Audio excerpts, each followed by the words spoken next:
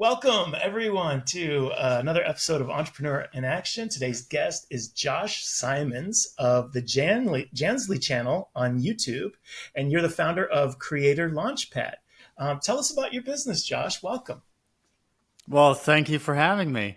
Yeah, so I have, my primary business, if you would call it that, is being a content creator on YouTube.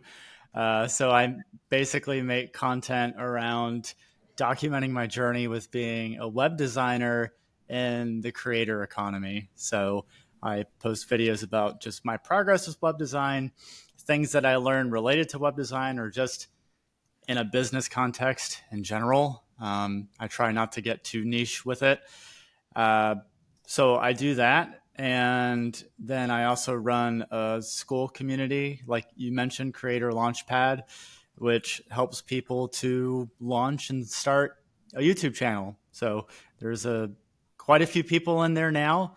And the whole goal of it is just to help each other out. I don't claim to be a guru in there. I share what I've learned, and other people can do the exact same thing. And we all have the same goal to just grow, an audience that's authentic to us, and make content that we're excited to make content about, basically. That's amazing. What I really appreciate about that is that the most successful YouTubers that I've ever heard about, like Mr. Beast, for example, like that's literally how he started. Was he created a group, as you've done. Yours is called Creator Launchpad, and it's on School, right? Mm-hmm. Skool. That's right. And I joined that, and it's really cool. I've checked it out. I've read some of the posts. They're very helpful, and I've been able to interact with people on the platform. And I've already got a bunch of good advice from you. You know how Cool. to improve my video titles, for example. And it's just a well-intentioned, positive group. So I really appreciate the group that you put together, and thanks for letting me join and everything. And uh, this is to Of me, course. yeah. To me, I see that this is like the way, right? You get a group of like-minded people together. You're all trying to do the same thing, as you said. We're all trying to grow our YouTube audience, an authentic audience to us, and we're all finding things and then sharing them in the community. So, what are some of the breakthroughs that have happened for you as you created Creator Launchpad and as you started to share your knowledge and what you're learning in the community? What are some of the things that you've found for yourself that have helped you grow? For the community. So for the community itself, it actually took me a really long time to start it. So for those that don't know it, so it costs $100 a month to run a school community. And so I bought one, and I didn't even talk about it for about 3 months. So no one was in the group. And it was just literally this imposter syndrome that I had of like, why I'm not qualified to have a group like this. I think at the time I had 2,000 subscribers, maybe a little bit more than that. And I'm like, who would want to join this? Like, it doesn't make any sense. And so I just kept like hemming and hawing for a long time. And I don't know. I started seeing other posts from people who run school communities, and they some of them felt similarly, and they just did it anyway. And so I'm like, well, shoot, I guess I should probably just try it and just see what happens. Because otherwise, I'm spending this money and no one's getting a benefit, because I'm not getting a benefit, and the people that could be helped by this are certainly not getting a benefit, because I'm not even making known that this thing even exists.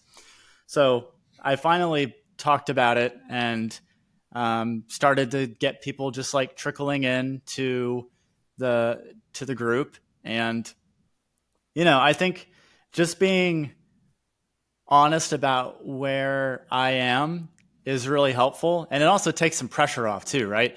Like if I went in there saying, yes, I'm the YouTube guru, I know what the hell I'm doing, like that wouldn't really go over very well. But I try to be very aware of mentioning that these are trends that I see. These are things that have helped me with the extent that I have the ability to speak on.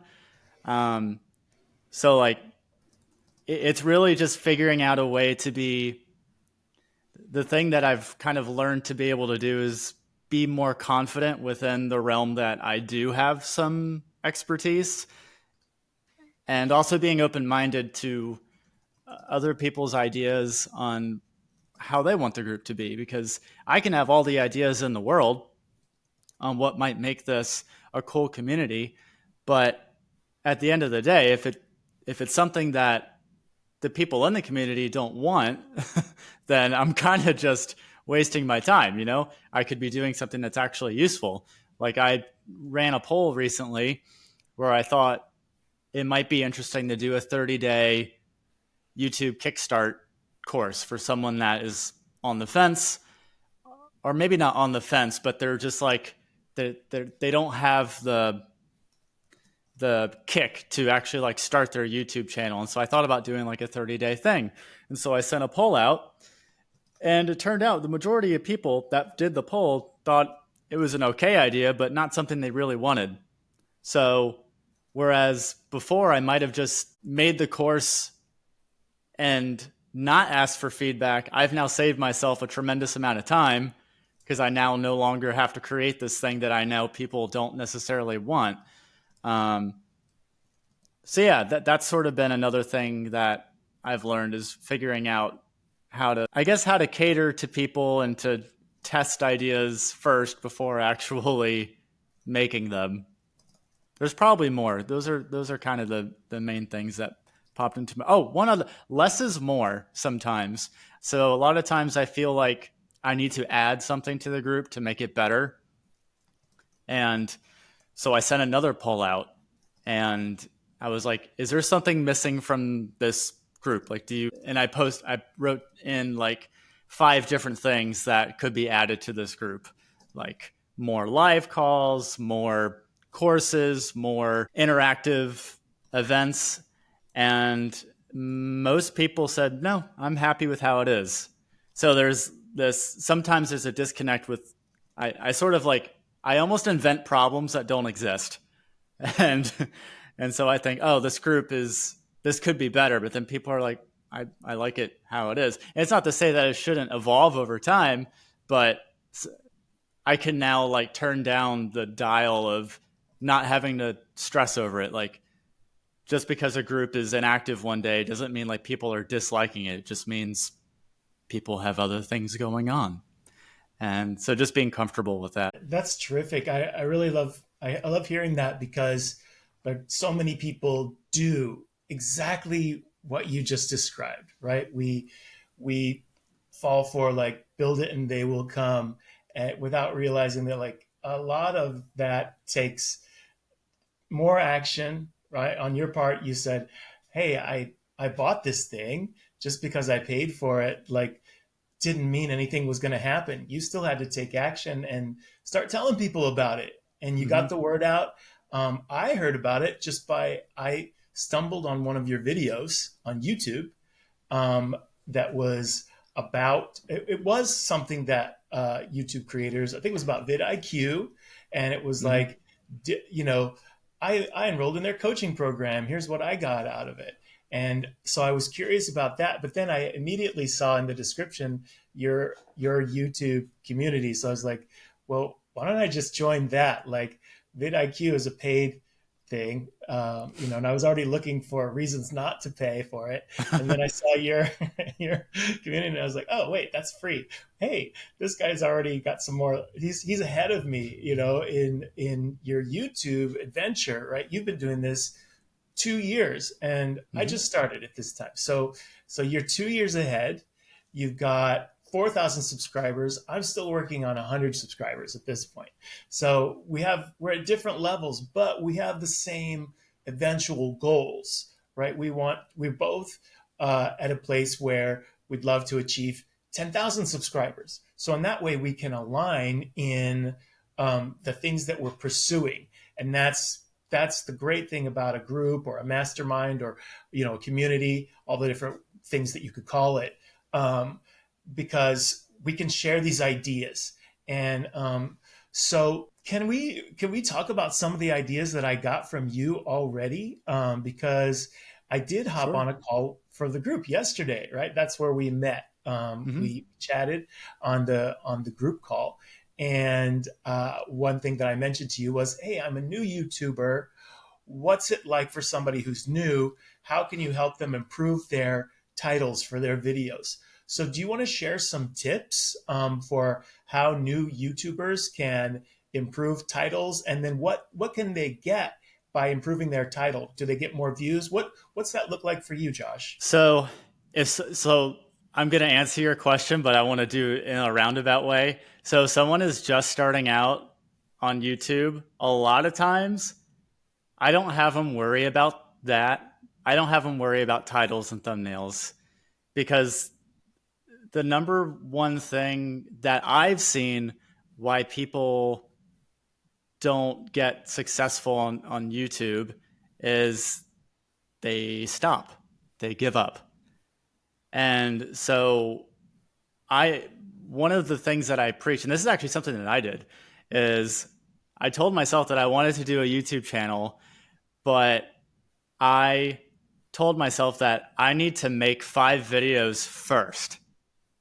And because if I don't have the ability to stay consistent with making the video, then it doesn't matter what the title is. It doesn't matter what the thumbnail is. If I don't have the consistency to show up week after week or whatever upload frequency someone wants, if I don't have the willpower to be able to sit down and do that, then any sort of title or thumbnail strategy it's a moot point. Like there's no, it doesn't matter. So like if someone is starting out, the main thing that I try to have them do if they want my advice is to just make 5 videos. Don't even worry about you can set up your YouTube homepage or whatever and do all that pretty stuff if you want to, but don't upload the first video unless you have 5 in the tank, because what that will do, and you don't upload them all at once, you schedule them out once a week, once every other week, however frequent someone wants to upload. But what that does is it gives you a little bit of a buffer so that if you do miss a week, well, you have more videos in the tank. So it's not a big deal. Because the last thing, and the thing that I really hated, is that uh, if there was ever a time where I didn't have a video on my backlog and I was really stressing on a weekend trying to figure out a video topic, the stress is just crazy. Because my rule for myself is I will not miss a week. Ever since I started, I have never missed a week. And so I really do think that, I mean, I would argue that 70% of what makes someone successful, it's not like I've had crazy success with it, but just within the grand scheme of, since I started when I had 0 to now, it's obviously a lot more compared to that. But really, I would say 70% of that is just the ability to show up time and time again, even on those weeks where I don't really feel like it. Because YouTube is fun, but just like anything, the more you do it and the more it becomes like not even a habit, but just something where it starts to feel like a job because you do it so regularly, it starts to lose its luster every now and again. And so in those moments, it's very easy to be like, oh, I don't want to do this right now. But having that wherewithal to just stick with it and do it, I don't know. I feel like I see most people, a lot of the people, I won't say most, but a lot of the people that I see who start off, they will upload 2 or 3 videos and then they fall off. And it's because they didn't build the consistency. They didn't build that habit of being able to show up even when it became difficult. Now, to go to your actual question about titles and thumbnails, once someone builds the habit of being able to be consistent, then you can start to talk about, okay, well, now how do I actually improve? I have the consistency thing down. How do I actually improve? And so with titles, I mean, there's a lot of things that go into it, but the main thing that has helped me, and we chatted about this, is trying to, one, have if you're doing some sort of educational content in some capacity, it's your title should, what's the benefit that the viewer is going to get by watching this? So tutorials are really easy to do that for because it's how to do whatever thing. But even that, there's ways to make that more creative so that it also, number two, the second thing, appeals to emotion. So those are kind of like two big things that I think about is what are they going to get from this video and how can I somehow appeal to emotion? And by doing that, you're basically just trying to lure them to click on your video, because that's like the hardest thing, because you have a flood of videos on your homepage. And so why should someone spend their precious time watching yours versus someone else's video? And so that's where like a title and thumbnail can come in handy. Thumbnails are a little harder to like crystallize in words. But titles are a little kind of like easier. I think titles are easier to improve upon initially. And yeah, I'll leave it at that for before I get too tangented. Yeah. I think that's really helpful. So like just speaking to the last part of the answer, right? You talk about titles, and that made so much sense to me when you said the title. Not only do you say here's what you get, right? So this could be an hour-long video, it could be a 10-minute video, but what is the number one thing somebody's going to get out of this that they're going to really value, and it's going to make them click? And then adding an emotion. And what does the emotion look like? Like, what kinds of emotions can you put into a title? I would say, honestly, I mean, one of the ones that I'll use in my videos, because I don't do a lot of my stuff isn't strictly educational. A lot of it's just like sharing what's going on in my mind. So like more video diaries. So like honestly, just relatability. If you can capture a feeling where someone's like, "Oh, I've experienced that before," like feeling stuck in life, feeling like you don't have a purpose, or you're kind of directionless. Like those are really like valid things that people feel. And so if they see a title like that and that's something that they're also dealing with, they're like, "Oh, damn, I should check that out."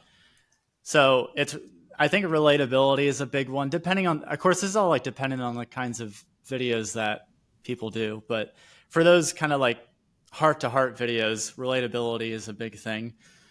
But I'm trying to think of I mean, fear is a big one. But that kind of like goes to the relatability. So like you can be stuck in life and that can be a big fear, right?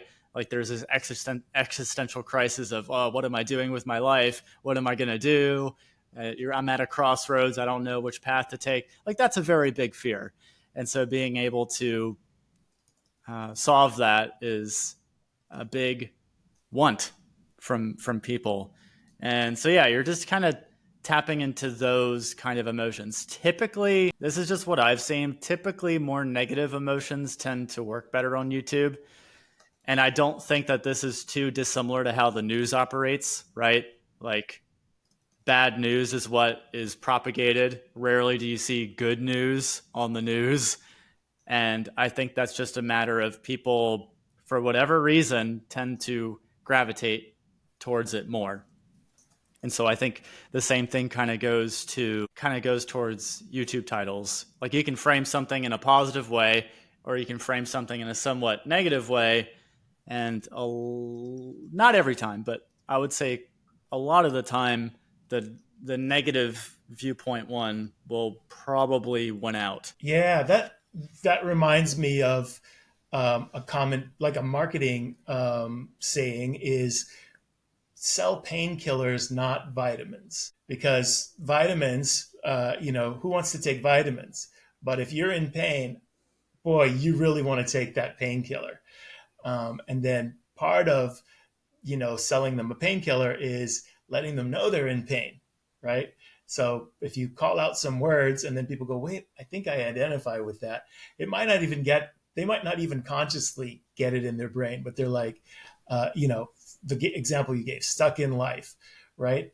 Uh, it's not might not even be how somebody like consciously sees what's going on in that moment for them, but some part of it just gets them to click, you know. Mm-hmm.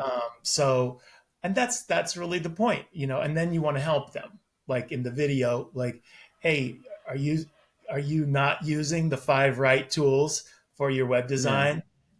Don't get stuck, you know. And then you click on it, and then you can tell them about the latest tools, and it gives them, you know, you're giving them the actual value, which to me, Josh, I don't know if you've seen this in your life, but something that I've really seen with the rise of, you know, the popularity of YouTube is people, just in the world and what I've seen, are more willing to share information. Because when I was like a kid, before YouTube existed, and even a young adult, before YouTube was like popular, I remember asking people stuff that I wanted to know. It could have been anything from, you know, like, tell me about your business, or what is money, or, you know, like, what are, like, how do you build something like this, how do you make something like that, just, you know, how do you work with wood, like any random question I would have. And people were like, a lot of times the default was like, I'm not telling you, I know, but I'm not telling you. But what I love about YouTube that I've really experienced is it gives an incentive for people to share like awesome information, such as, hey, here's how to make a business, here's how to build something with wood, here's how to, you know, make a podcast, here's how to do web design. Whatever people actually want to know, it gives an incentive, because when people click on the YouTube, they click like, they comment, and then that person gains some popularity, they gain something out of it. So YouTube has incentivized people to share more.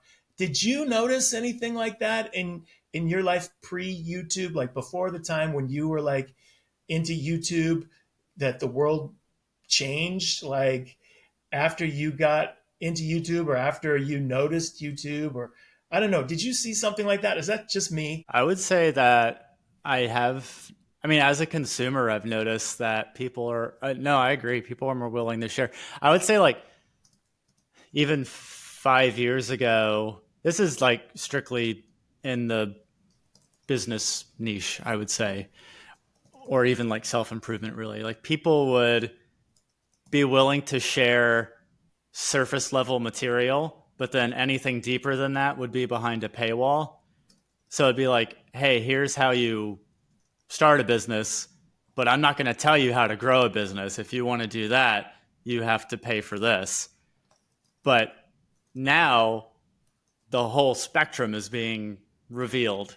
So literally, you can learn whatever you want, and there's no paywall. And I think part of the reason for that is people realize that it's a win-win. People, if you're a YouTuber, if you don't gatekeep your information, you're going to get more views because it's just more valuable, right? If you're sharing everything, people are going to find that to be valuable, versus if you just do this superficial stuff that people could find anywhere. So I think you get the benefit of get more people get more benefit from it because they're getting value from what you're giving them.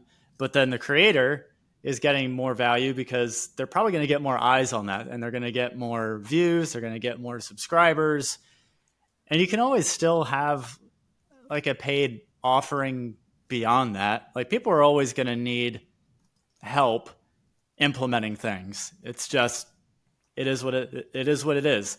Like, I can find tons of tutorials on whatever I want, but at the end of the day, for me to implement it, I may need a coach for something, or I may need some sort of course or something that I'm not implementing correctly. And so I think that, yeah, it's just really opened the doors for kind of this open source information for people can kind of share as much as they want. And I think initially there was the fear that, oh, if I share everything, then I'll have nothing to monetize.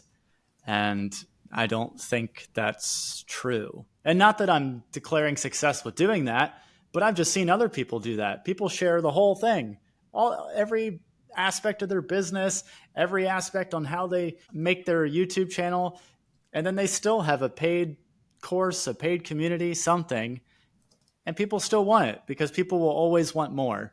And that's like one thing, like you can give away everything and people will still want more. I'm the same way. I can get down the rabbit hole with like looking at, I don't know, I'm big into like music production too. So like I can go like really deep in the music production and I'll never get enough. There's never a point where I'm like, I've crossed that finish line. I now know enough. No, there's always going to be something. And so I think the whole false perception that people have of, oh, I can't monetize something if I give away everything is exactly that. It's kind of false. People always want more, including me. I think what you mentioned with music also is a perfect analogy because, right, radio is free, monetized with ads. You have to hear ads. Spotify or different streaming services, you can hear a song for free. Again, it's there's ads you might have to listen to, Mm-hmm. but that doesn't take place of all that you want to get out of your favorite band. In the past, people might have paid for like a physical recording, like a record or a CD or a cassette or whatever they paid for. Now it's all available on streaming, but that just means that people are the who are the fans, they'll pay for something else, which might be the live event, the concert, Mm-hmm. where they get to go and see the band in person. Or there may be something else that they can pay for. Maybe the band is now releasing Lego sets of themselves, or they might make new products that are different. But as you said, people are always going to want things, and I think that's a really awesome insight. I really like thinking about that because you know as creators, you don't want to feel like, oh, if I share this, it's too much. Um, and I have actually talked to people where they were like, I share everything, and I still have like classes and coaching that I offer, but it's not that it's different info. They just get it from me in a different way, and they Mm. and they pay for it.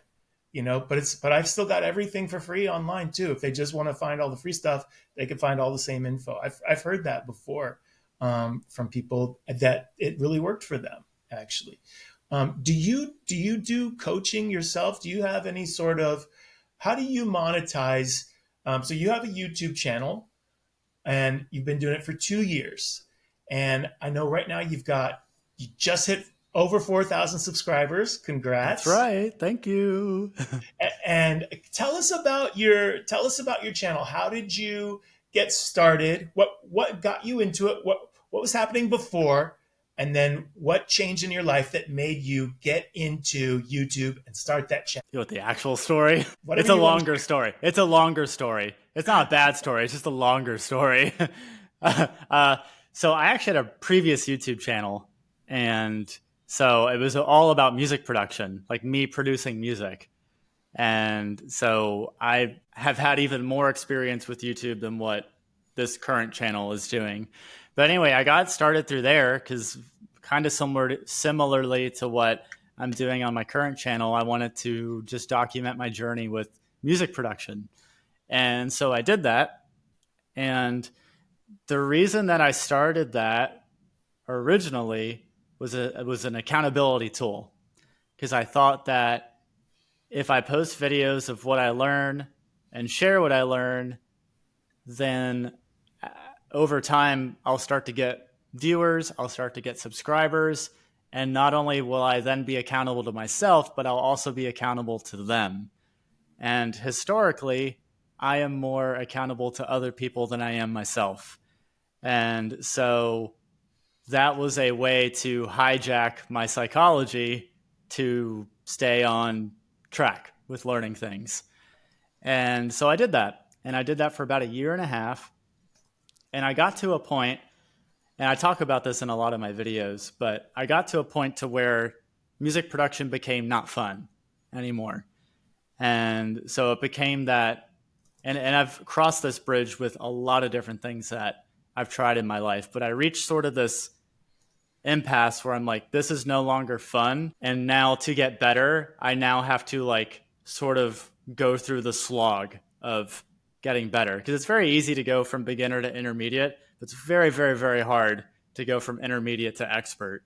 And that's where, in my opinion, it becomes not fun, because the amount of input that I have to put in doesn't yield a lot of output in terms of like a feedback of me getting better. It takes a lot longer to get better.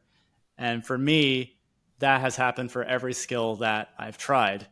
And so I had to have a bit of a heart to heart with that for myself. And I was like, is this something that I'm willing to make suck for a little bit? And the answer was no. I wanted that to remain a hobby because I didn't want music to be something that I disliked doing. And it's not to say like I've now cast this aside. Like I still enjoy it, and like there's a chance in the future I may want to revive that again. But for now, I felt like I wasn't willing to overcome that deep valley, but I was willing to do it for something else. And so that's sort of when I started thinking about doing UX design. And so I went into that because I had like a remote interest in it. And so I started doing that, did the same thing, started a YouTube channel, documented my journey with that. And same concept of it helps me to stay accountable. Once I started getting viewers, I became more accountable to myself. I think if I never got viewers, it would have been easier to quit. But because people were resonating with my journey, and I was being so unfiltered about my experience with it, I wasn't like, what do they call it? Where you rose-colored glasses? I wasn't painting the journey with rose-colored glasses. People respected that, I think. So yeah, I just kind of went along that route. And I got to that point, again, where it was no longer fun. This happened about a year and a half, or no, with UX design, it happened about 10 months. But that was because I realized that with UX design, there was no ability to work on my own. Like a UX designer, more often than not, has to work within a company. Like with the type of work that they do, it's all collaborative. And so it's just not super feasible to be a solo UX designer, freelancer. It's just not really a thing that I see. So I pivoted to web design, which is a very similar skill, which is something that you can monetize as a solo person. And so I started doing that. And yeah, I got to a point where that became not fun. Right? I got the beginner gains, like, ooh, this is so fun. Like I'm learning all these new things. It's easy. Well, it's not easy, but like the amount of effort that it takes for me to get learning gains is not very big. It's very easy to get those gains, but it got to a point to where it became tough. And it's like, oh God, like I'm no longer getting this feedback loop anymore. This now sucks. And so there was about a 2-month period where I was in this lull, not trying to get better at web design. And again, I saw myself getting into the same vicious cycle of, oh, what am I going to pivot into now? And so I had to break the cycle and basically just tell myself, F you need to stick with this and just tread through the slog. Because I've never done that before. I've never like pushed myself hard enough to just say, just get through the suck. And so that's what I forced myself to do. And the interesting thing about doing that is the more that I do that, the more fun it becomes.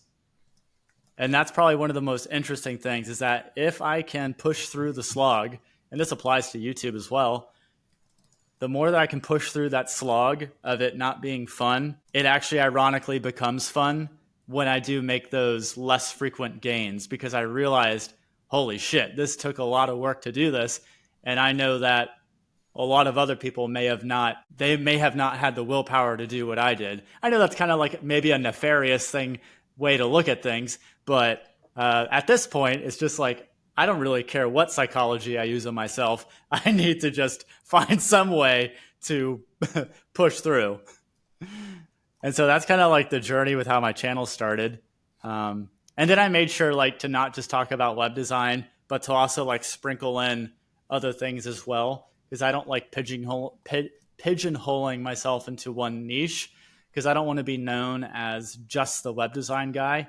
And so that's why I will have random videos just talking about just my life philosophies. Like I have a video that I talked about like why I live a child-free lifestyle, and it's not related to web design at all, except from maybe the standpoint that I have more time to do it. But um, but it gives people just a glimpse that there's like a human here. Like I'm not just some guy that sits behind a computer and just does design all day. Like I think we lose sight of that sometimes. Like when you're watching someone on a screen, that's a person. Like they have a life and they do things, like all sorts of things. But sometimes you only see them in this one frame of reference. But the people that I really like on YouTube are the ones where they do kind of like give an insight onto what is their life like? Like what what do they think about? What are their beliefs? I don't know. That might just be a me thing, but I definitely connect more with creators who give that glimpse, not all the time, but every now and again, just to like give that reminder of, oh, this isn't just a web designer, this isn't just a music producer, this is a person with, you know, dreams, aspirations, failures, regrets, uh, all just trying to make it through the experience of life. Absolutely. I mean, we are, even though we spend time in front of a camera, and even though we do something that's weird to some people, like we're putting content out on YouTube, and there's no guarantee anybody's going to watch it or gain the value that we're hoping that they can gain from it. Um, but but we like doing that. And then what other things do we like, right? Which is actually that's a big part of why I wanted to make this show, Entrepreneur in Action, is to give that glimpse. We talk about finance, fitness, family, and fun, the four F's, as I call them. And, I like to talk about people's businesses. I love hearing like, for some reason that's always fascinated me. I want to know about your business. I want to know, what are your struggles, what are your challenges, what are you overcoming, like what do you like, and then I want to know about other aspects of your life too, and we're going to get into all that. And I do want to hear a little more about like how so you've learned some psychological tricks to keep yourself motivated. So you did transition from having one channel, which was about a different skill you were developing, right? Music production. And you loved that skill, but you also, what I heard was that you wanted to keep it fun. So you Mm-hmm. didn't want to make a job out of music production, and you didn't. I'm also hearing maybe you didn't see that as your career path, but something that you wanted to just keep enjoying. So that's why you pivoted away from that as a channel, because for you, the psychological trick you were using for yourself to get you to build your own skill was accountability, and uh, that's not something that you were still having fun with. In the thing you wanted to keep having fun with was music production. So you're like, hey, why don't I pivot to something that I know I might want to do as a job, right? And I know it's not just fun, and I'm gonna start with UX design, and then later you realized actually maybe I'm gonna change that to web design. So I want to hear like what's the difference between UX design and web design, but also like you found that way to keep yourself in it, right? By tricking yourself in various ways. Like Yeah. how, how, how does it work that you learned how to trick yourself? How do you keep finding the ways to keep yourself in it, and find new ways to trick yourself? Because you had to discover that way to trick yourself, and sometimes we really do want to push past our own self-imposed limitations. So how do people learn that skill of tricking themselves into pushing past? Wow, that's a really interesting question. So for me, like it just goes to how I grew up. So I never had a real strong work ethic, and I was very extrinsically rewarded for doing well. And so like I would get a new video game if I got A's on all my report cards or something, or I'd get a small amount of money or whatever. And obviously, I loved that. But if there's one thing maybe that didn't do is it didn't instill a lot of like intrinsic motivation to be accountable. So I was always extrinsically accountable because I knew I would get some sort of a reward, or it was just expected of me. It was expected that I get good grades. And so I think like I didn't really consciously know it at the time when I did the YouTube, but I think I subconsciously realized that I'm translating that experience growing up of being accountable to other people, namely my parents, my teachers, whoever. So any sort of authority figure, really. And I kind of like translated that into YouTube, where really, as sort of a weird way of putting it, my viewer is the authority figure, and I'm now accountable to them. And so, is this a healthy way of doing it? Probably debatably. But did it work? Yes. And is it negatively impacting me psychologically? No. And I think part of the reason is because I'm aware of it. I'm aware of what I'm doing. And so like over time, I've been able to be more intrinsically motivated to do this stuff. But sometimes you have to harness darker energy to foster motivation, and that's going to be different for everybody. And sometimes that may not be appropriate. So I'm not going to say this is a one size fits all for everyone. Some people, their dark energy is probably not going to be something they want to capitalize on. But for something like myself, where it was just a simple matter of, hey, I noticed that I tend to be more accountable to other people, and extrinsic reward tends to motivate me more than intrinsic. Yeah, I hijacked that part of my psychology to be able to do that. And so I think that if someone can do a similar approach in a way that is emotionally and psychologically safe, then that's fine.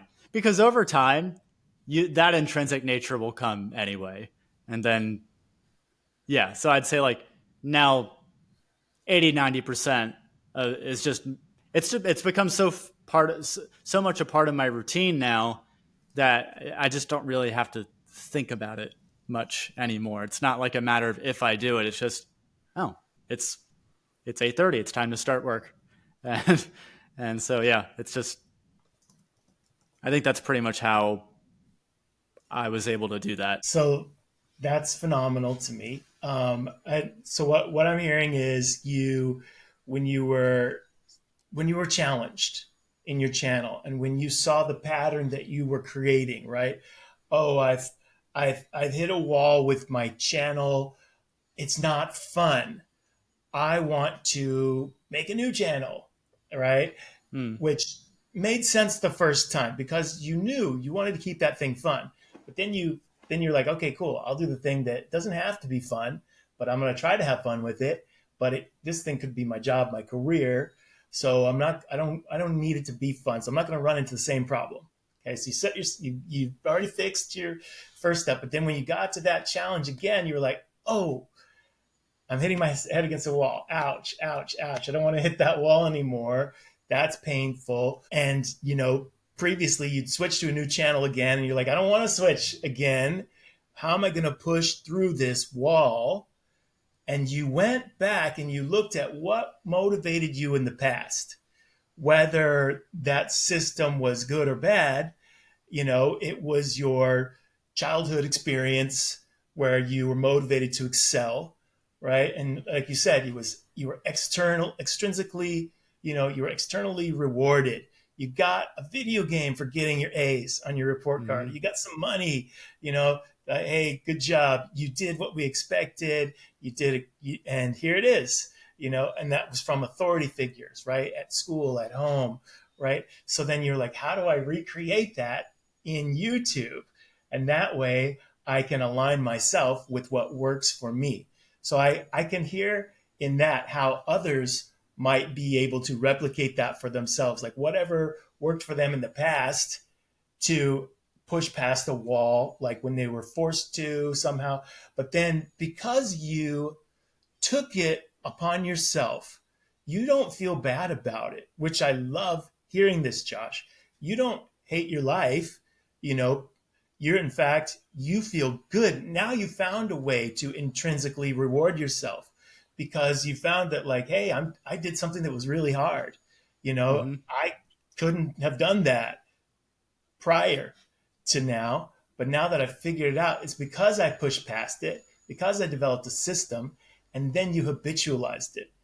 Um, I'm seeing really good things in what you've described here that I think other people could use that for themselves if it makes sense to them, and if Right. it feels healthy to them. Like you said, we don't want to just encourage anybody to, like, you know, take any type of energy to use it, but Right. like if you could find something that works for you, that motivates you, and you don't hate it. But as an adult, right? Now we're adults, so we can choose to use stuff from our childhood or not, right? Hmm. And because you chose it, that's powerful. I love that. That's Yeah. awesome. Yeah. That's awesome. It And worked. can you clarify? Because what is the difference for people who don't know? Like, what is the difference between UX design and web design? Your channel is now Oh, about web design. right. Yeah. So UX design is like the process of doing research. You basically do research and design for any kind of user interface, like mobile apps, website. It can be websites, but it's more inclusive to web apps, mobile apps, software, that kind of a thing. So because a lot of times you're working on apps and software, it's just you don't have an ability to do that in a solo capacity versus website. You can learn that skill. Someone can learn HTML, CSS, JavaScript, or a no code tool like I use Webflow, and to be able to get better at that skill. And that's something that you can monetize through various ways, either selling templates, which is more the route that I go to, or you can do more client work, which I've have done a couple times and I don't really care for it, but it's a way that you can monetize So the UX was very like team oriented, where you highly. needed to be in a company, and you're in meetings and you hear about this thing and that, and then you incorporate it into the software that you've spent all the time that you're at the company really learning, like, this is our platform, and so everything about that one platform. Whereas website development is, you can do this more as a solopreneur. You don't have to Mm-hmm. have a whole team. In fact, because you can learn all the languages required, HTML, CSS, JavaScript. You can use no code tools, Webflow, and you can, like, as you said, you can, like, work with clients if you want. But if you find you don't like that you could do templates. So what does it mean for you to monetize your website design skill set using templates? What is that? To be honest, in full transparency, that's a work in progress. I'm still figuring it out. But what it is in a nutshell is basically let's say I create, because my past career, well, I guess technically I still am this, but a physical therapist. So let's say I make a web design for a physical therapist, like not a specific one, but just broad strokes, a physical therapist who wants to start their own business. Then I can create that and I can market that as a template. And then for, say, $80, they can buy that template and they can edit it and then Webflow.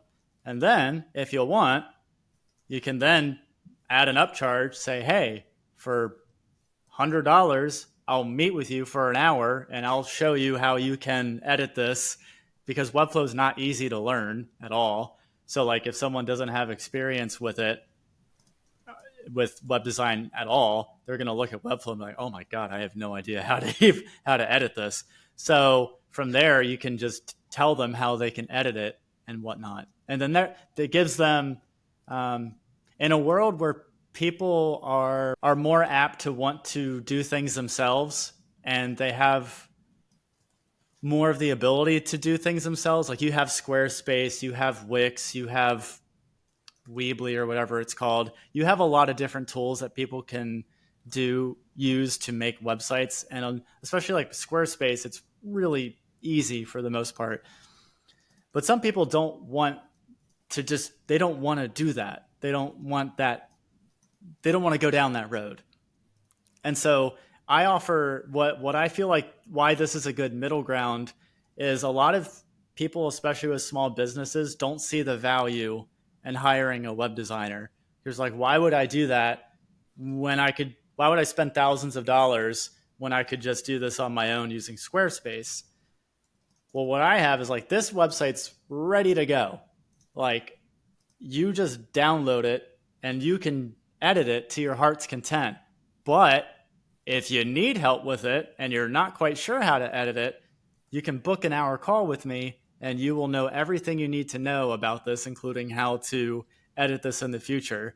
So they save potentially thousands of dollars, and it doesn't take any more time from me because this template is just something to download. So I front load however many hours to make the thing, and then the only time that I actually get charged for is if they want to like book a call with me. So that's kind of like the framework that I'm operating off of and how I see myself implementing this. But I can't say whether or not this works because I haven't tested it yet. But this is the current mindset that I'm operating off of as far as that goes. And I think that is a great insight into what it's like to be an entrepreneur at every level. Is we're always trying new things. So you started the current YouTube channel, the Jansley channel, 2 years ago. You didn't know that today. I don't know, but maybe then you didn't know that today you'd be testing 2 years later whether you can build website templates. You might have had in mind like these are some of the things that I'm going to test out, but then some tests lead you to the next idea. Okay, well that worked or that didn't work, and then that leads you to the next thing. Let's see if this thing works based on my new information. Okay, now that I know that, let me find out what's the next thing. So tell us a little bit about your progression with this particular channel that you're doing right now. You said in the beginning one of the things that you like to do when you're starting a new channel and you recommend to others who are new starting their new channel is to go ahead and record like 5 videos even before you upload the very first one to YouTube. And then that gives them the confidence that they know they're going to keep recording videos, because that's really the big fail lever, right? The biggest fail lever in your YouTube channel is if you don't produce any new content for your YouTube channel. You have to keep feeding this YouTube machine. So tell us a little bit about that early journey for you. So you recorded 5 videos. What were the videos about? How did you figure out what videos to record? And then what did you do to get this channel off the ground? I started the channel documenting my journey. I was doing a UX boot camp. So it was a 12-week boot camp to learn about UX design. And so literally my first 12 videos, actually more than that because it took me more than 12 weeks to finish, but it was just giving weekly updates about me doing that boot camp. And the reason I got, well, initially I didn't get really any views, but I did eventually start getting views simply, and this is a what I think could be a really neat strategy for anyone who is starting out, is sort of this idea of social hacking. So I was using something that people were already searching for, namely this UX bootcamp. And so since I was at the time the only person doing a week by week journal essentially of this, there were people that did reviews of it, but not anyone doing like a comprehensive week by week thing of, oh, this is what I'm doing this week, this is what I'm doing the following week. And because it was an expensive boot camp, I think it was $3,000 or something like that. The more expensive something is, people usually want to know as much as they possibly can about it. And so I think people liked seeing that week by week. And because it was associated with something people were already searching for, I got views that way. And I think that's even with my music production channel, that the way I grew that was through social hacking. So there was a course platform that I was taking a course with, and I would post my experience with that course. And because people were searching about that course, I naturally got views. And so I feel like the first 100's the hardest to get. And then I feel like YouTube is a little more kind to you. They want to suss you out originally. And then once you get past 100, they're like, okay, all right, he's not going to be flaky, or she's not going to be flaky. First 100 views or first 100 videos that you've uploaded to YouTube? Oh, sorry. 100 subscribers is what I meant to say. Subscribers. Oh, okay. 100 subscribers. Yeah. Yeah. Thanks for catching that. Yes. Once I got 100 subscribers, I felt like YouTube was a little more kind to my channel in that regard. I mean, not like heroically so, but I could tell it maybe a little bit of a difference. Yeah. So, okay. So the way I'm gonna say back what I heard. Okay, so Yeah. you got your first 100 subscribers by, in both cases of different channels, through, in your case, you found a desirable course that people wanted to take, and maybe it's expensive. Maybe that's part of why it's desirable, and maybe that's part of why people want to do the research, right? So there was a $3,000 boot camp for UX design, and if people are going to invest 3K, like you said, they want to know what they're going to get out of it. And so instead of just doing a review, hey, I looked at their website looks good, you'll be great. Yeah. You actually took the course. You said, week 1, here's what I'm doing. These are my outcomes. This is what it's like. I'm in it. I paid the 3K. Here's what to expect based on my experience. And then you did week 2 and week 3, and you even, as you said, you went longer than 12 weeks, because even though it's a 12-week boot camp, it took you longer than 12 weeks. And I think that's the real, like you said, it's unfiltered. And I think that's something that people would really appreciate, is getting that real unfiltered experience, the realities of life that happen.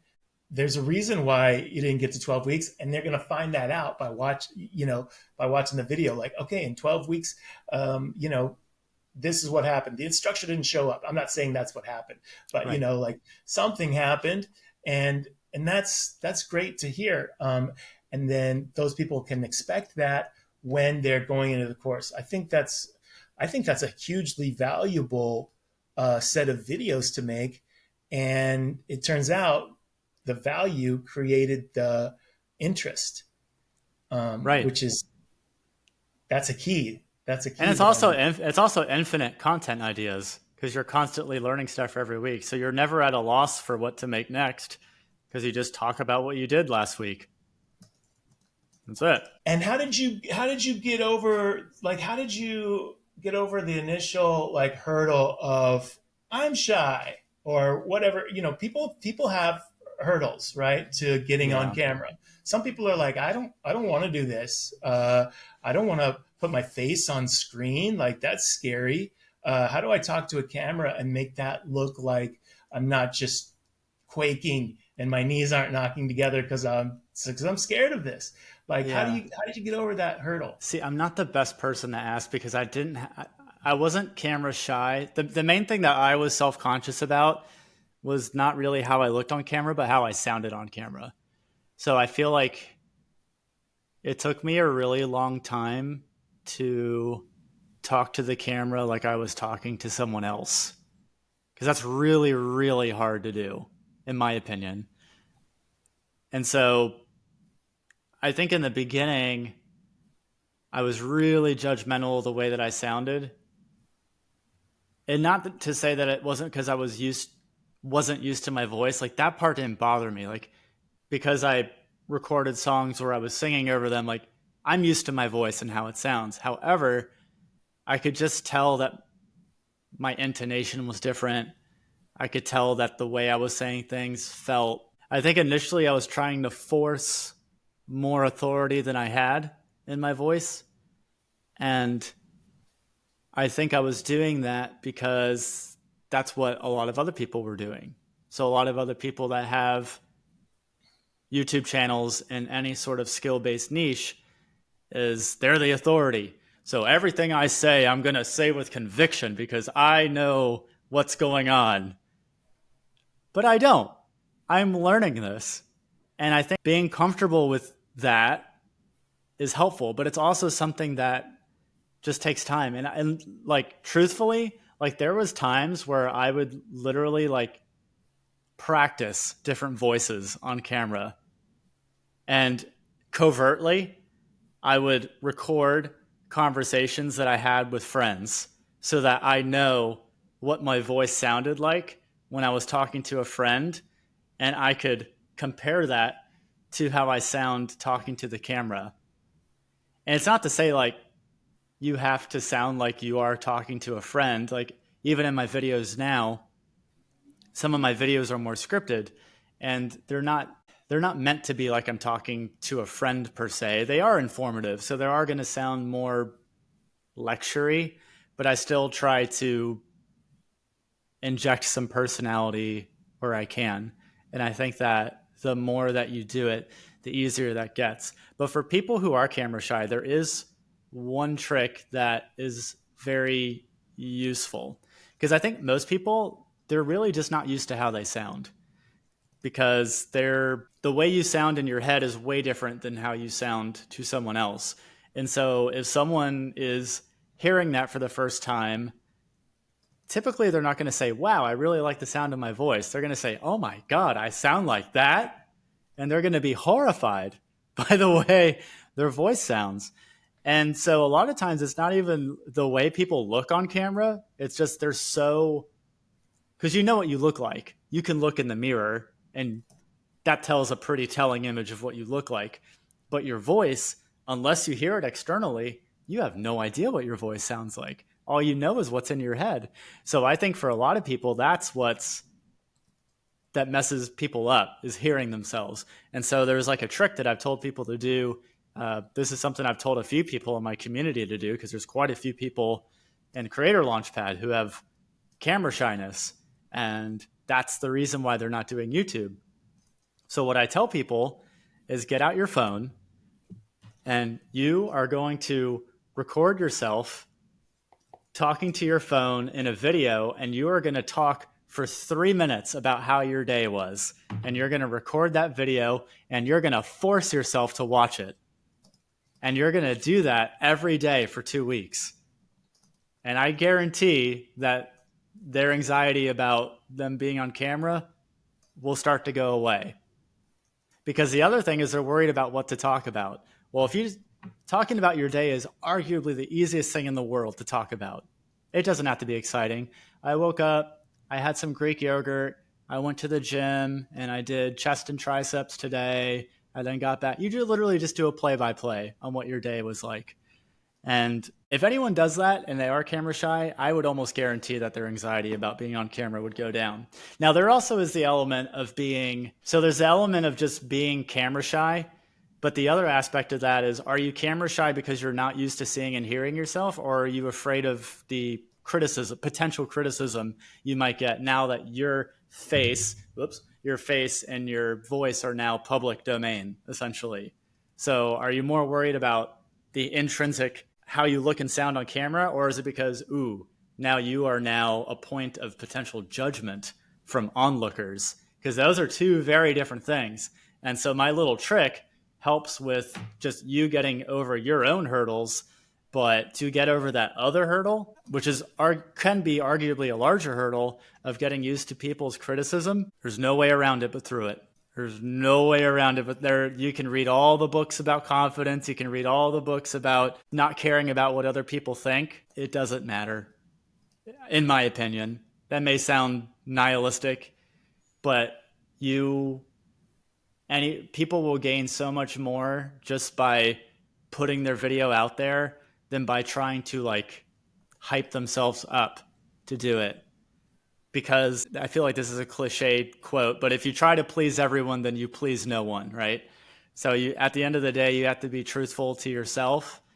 And by being truthful to yourself, people are not going to like you. A lot of people are going to like you. In fact, some people are going to be really digging what you do. But there are other people that aren't. And are going to be like, wow, this guy's a piece of shit. Or this guy's a scammer, a phony. That's tough. That's a tough thing to see initially. But the thing that helped me with that, I forget where I heard this quote, but it was a really interesting quote. Like, and I'm not going to be able to recite this perfectly well, but it goes to the effect of the only people that criticize you are people that are doing worse than you and don't want to better themselves. Those are the only people that ever criticize you. So someone that's like someone that you look up to, that you're inspired by, and they happen to be doing better on you based on whatever metric you want, they're not going to criticize you. All they're going to do is build you up typically. It's only the people that are not achieving what you're wanting to achieve and they have no intentions of bettering themselves. Those are the only people that criticize. And so just knowing that is helpful to me because those people their opinions don't matter to me. I think that's an interesting insight because to me, when I think of what you just said, low achievers will criticize. That's probably the reason why they're low achievers, is because they're Yeah. just stuck in the critical mode and they're unable to break free. And then they see somebody else like free and they're like, hey, I gotta pull you down somehow, let you see what I see, which is just the critical eye. But somebody who's above you already, where whoever you are and wherever you're at, if somebody's at the next level up, which there's always somebody at the next level up, as you said, they've pushed past their inner critic being the only voice available to them, and so they would be able to uplift you and say, hey, great job. And then if you say to them, oh, could I get help with this? They're like, sure, yeah, let me help you with that. So I think that is a wonderful insight. Yeah. Yeah, I think the more people can, I think that was probably the single biggest sort of thought pattern to adopt, was that. Because originally I gave all those haters power. Because again, like, what was my pattern before? I was giving my accountability to authority figures. And so those people that were casting judgment, I attributed authority to them in some way. And so that was not good. It was not serving me in a healthy way. And so, yeah, just having that ability to see that, oh, well, really their judgment of me is probably more of a reflection than it is of me. And yeah, I don't remember where I heard that from, but it was just, yeah, it was one of those things that just gave me a real pleasant light bulb moment. Yeah, that is really good. That is really good. Why do we put other people's opinions on a pedestal when they're not serving us? Hmm. And then it becomes looking at yourself, right? Yeah. Why am I doing that, right? Not all information has equal value. We know that.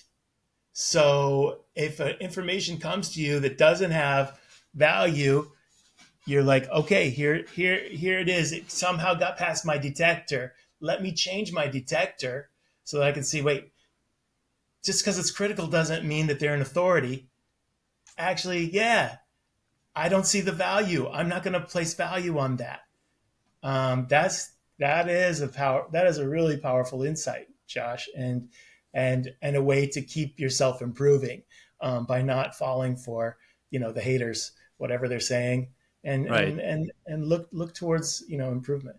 Because it only gets worse as you get more subscribers. I get some sort of negative or hateful comment at least once every other day, I would say. Like what? What do they say? So if it's for a web design video, um, it'll like criticize some sort of technique that I was doing. So the highest performing channel or the highest performing video on my channel is not related to anything. It's a Hinge video, and that by far has the most criticism out of any video I've ever made. And it's always about my looks, because basically it was about my experience with using the paid version of Hinge. And so by and large, most people were saying that I didn't look good or as good as I thought I did. That's like to see that like every week. Like now it doesn't bother me because I don't believe it. But like if you're starting out and you see those things, you're like, ooh, that stings a little bit. But that's a choice whether you want that to affect you or not. And I think like just like with everything, it's also a repetition thing. Like I don't think anyone, unless there's a degree of psychopathy present or narcissism present, where that wouldn't affect someone initially off the bat. Like if you've never experienced that before online and someone says, you look dumb, or wow, that was a really dumb way to do that. Like there's gonna be a little part of you that's like, oh, I don't like that. I don't like what that person said. But the more you hear that, and by the way, it's not like that it happens all the time. Like one out of the one comment that I get that's hateful, I probably get like 20 others that are good. So the ratio is very skewed towards positive. It's just there's always a few sourpusses out there that want to ruin things. But the more that you just see it, or you can just not look at it. And that's one of the things that I do too. Like if there's a negative, I reply. I try to. My success rate's probably 95% to reply to every single comment that I get on YouTube. At least to the point to where it becomes like impossible to do. But right now, it's still totally within reason for me to do. However, if there's something that's negative, I just won't respond to it. And there's always a piece of me that wants to retaliate back. It's like, listen here. But no. So I don't do it. Because what I found is a lot of times, this is more recently, but a lot of times my audience will have my back and they'll retaliate for me. It's really quite interesting. So I just stay out of it.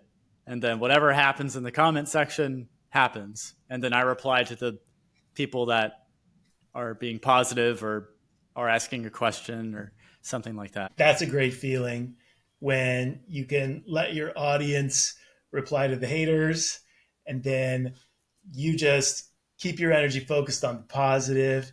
And I think there's a bit of game theory there, because most people, they say that there are different types of people in life, right? So there are the givers, there are the takers, and then there are most people, which are the matchers, Hmm. right? So small percent of givers. By creating the videos, you're a giver, right? Hmm.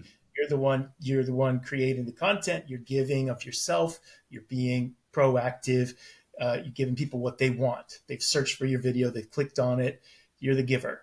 And then so because most people are matchers, if they see a hater come in, right, and saying something negative to the giver, the matchers will hate back the hater, and the matchers will support the giver because you're the giver. They're supporting you.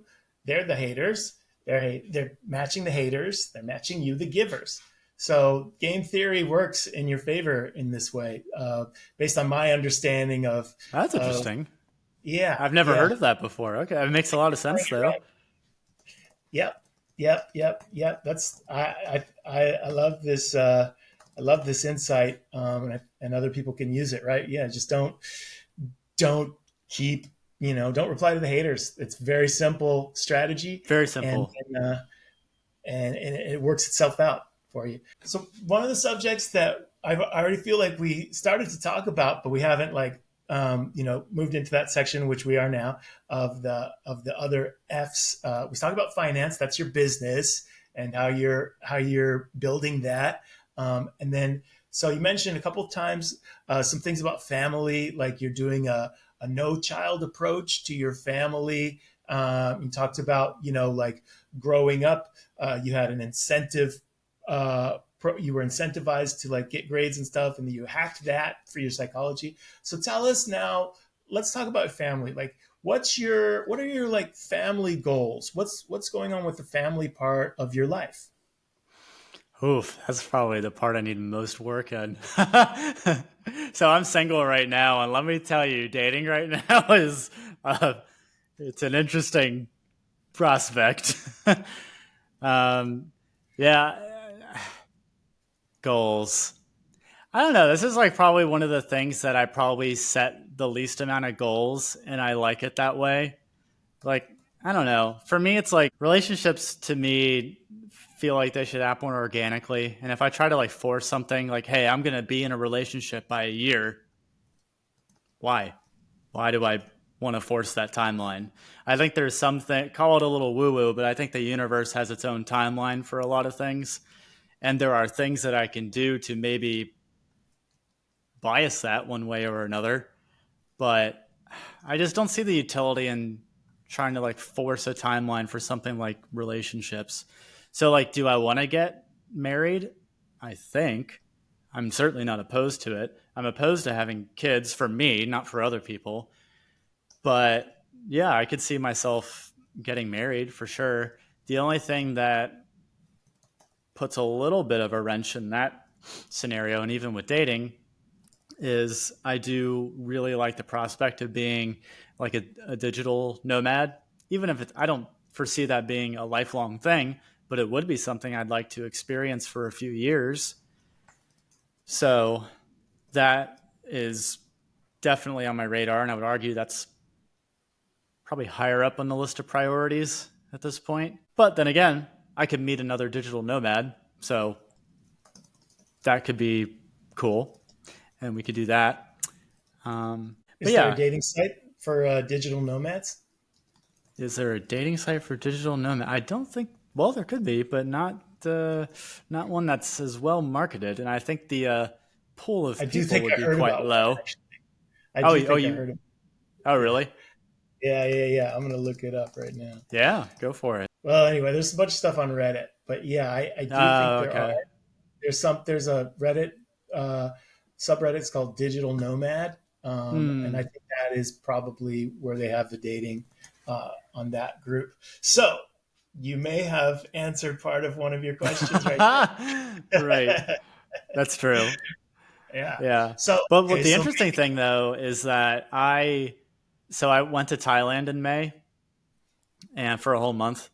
That was like my because I quit my job in the beginning of May, and so I needed to unplug, and that was my way to do that for a whole month. And just I had been to Ireland before, but I'd never been that far away from the U.S. And so I did that for a month, and I met a lot of digital nomads. Well, not a lot, but I met a few digital nomads there. And so I think just by being in an area where there are a lot of other digital nomads, that probably helps a lot. Like there's not going to be a lot of digital nomads in Richmond, Virginia, because no one comes here. No one says, oh, I want to be a digital nomad so I can live in Richmond, Virginia. But people will do that for Bali and Thailand and other places like that. So, if I end up doing that, I think I would probably just meet people over there just by happenstance of being there, you know? So you wanna travel more to Thailand or Bali, hang out with some digital nomads, and maybe find somebody to marry there. Is that the plan that I'm That's hearing? right. I'm going to find my wife in Thailand. Another digital nomad. It's not the worst plan. It is a plan for more one. It is a plan. Okay, It's so a you very mentioned nebulous plan. you mentioned Hinge. So you have a video that's your most popular video. So it was about dating as an Yeah. entrepreneur. So what are some of your like insights into dating for entrepreneurs? Like what are some of the challenges? What are some of the tips that like you've learned to like overcome some of the dating challenges for entrepreneurs? Well, so just small correction. The video wasn't really like dating for entrepreneurs. It was literally just me as a human, my experience using Hinge, their premium thing that you pay for. So it wasn't like from the context of being an entrepreneur per se, but my opinion of that. I mean, honestly, like the only difficulties are ones that are imaginary in my head. Right. At least that's just my opinion. Like any roadblock that I put on why I potentially don't want to meet someone is just like an internal thought process. And I'm not explaining this, but let me try to explain this a little bit better. So like there's like a set of values that I have that someone like has to have. And this is not a lot. Like they have to not want kids, right? Because if I meet someone that wants kids, like there's just some things that you can't compromise on.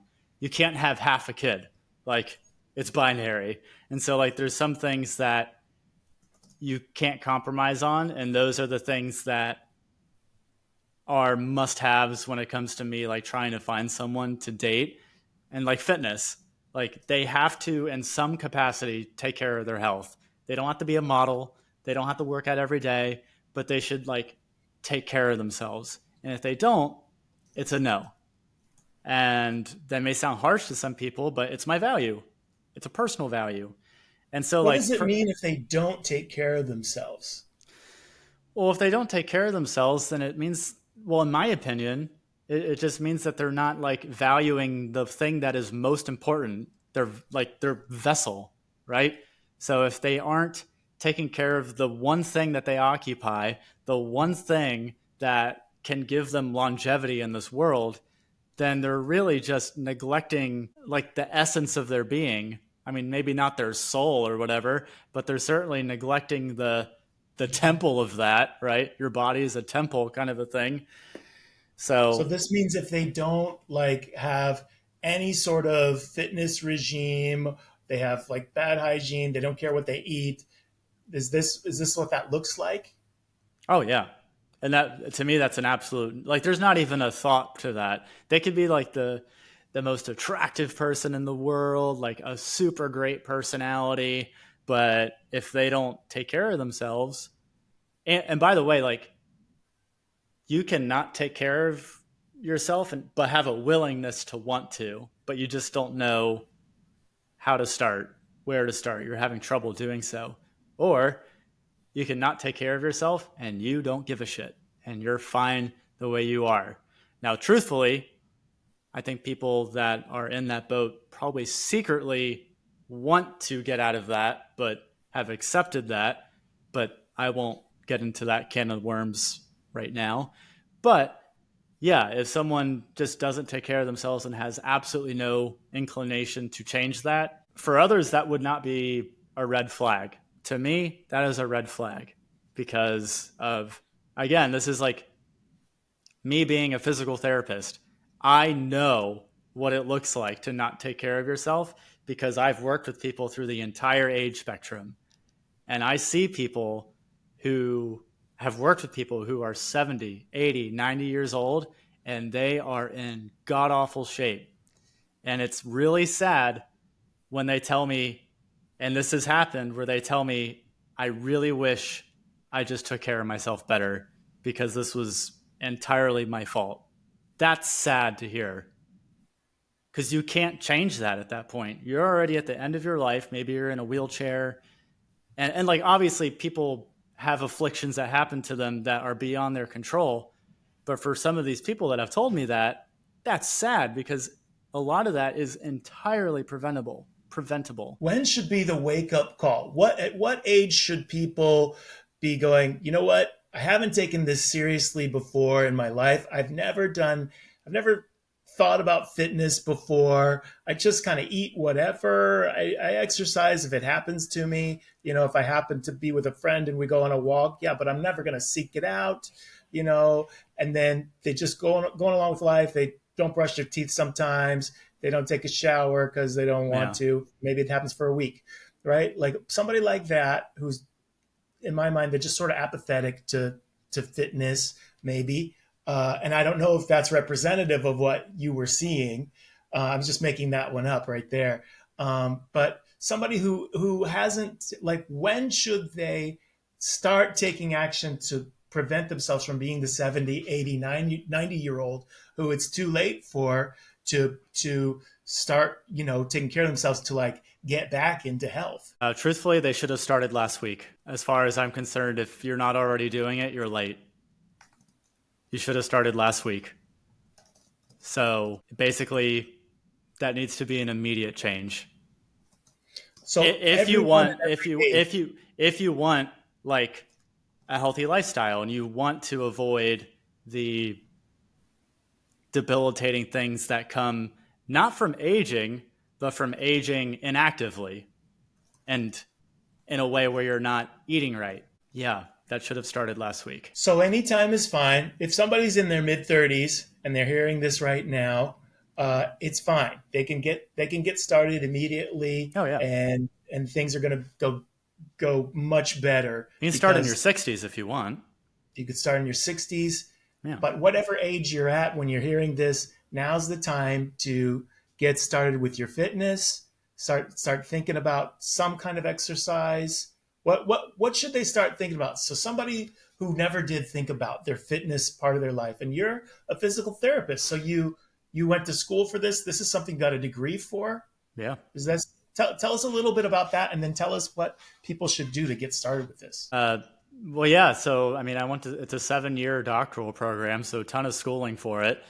But yeah, I mean, what was the other thing you asked? How do people make the first steps towards? Yeah, yeah. So you did a 7 year, like, although this whole time we've been talking about YouTube, one I thing we didn't know. talk about is you're My past life and still current yeah. life too. I'll never not be a physical therapist.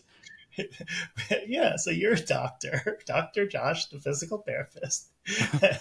Even though you're doing YouTubing about UX design, you already Right. you already have this other career that you've been successful at. That was how you made your money before you quit it and started doing YouTube.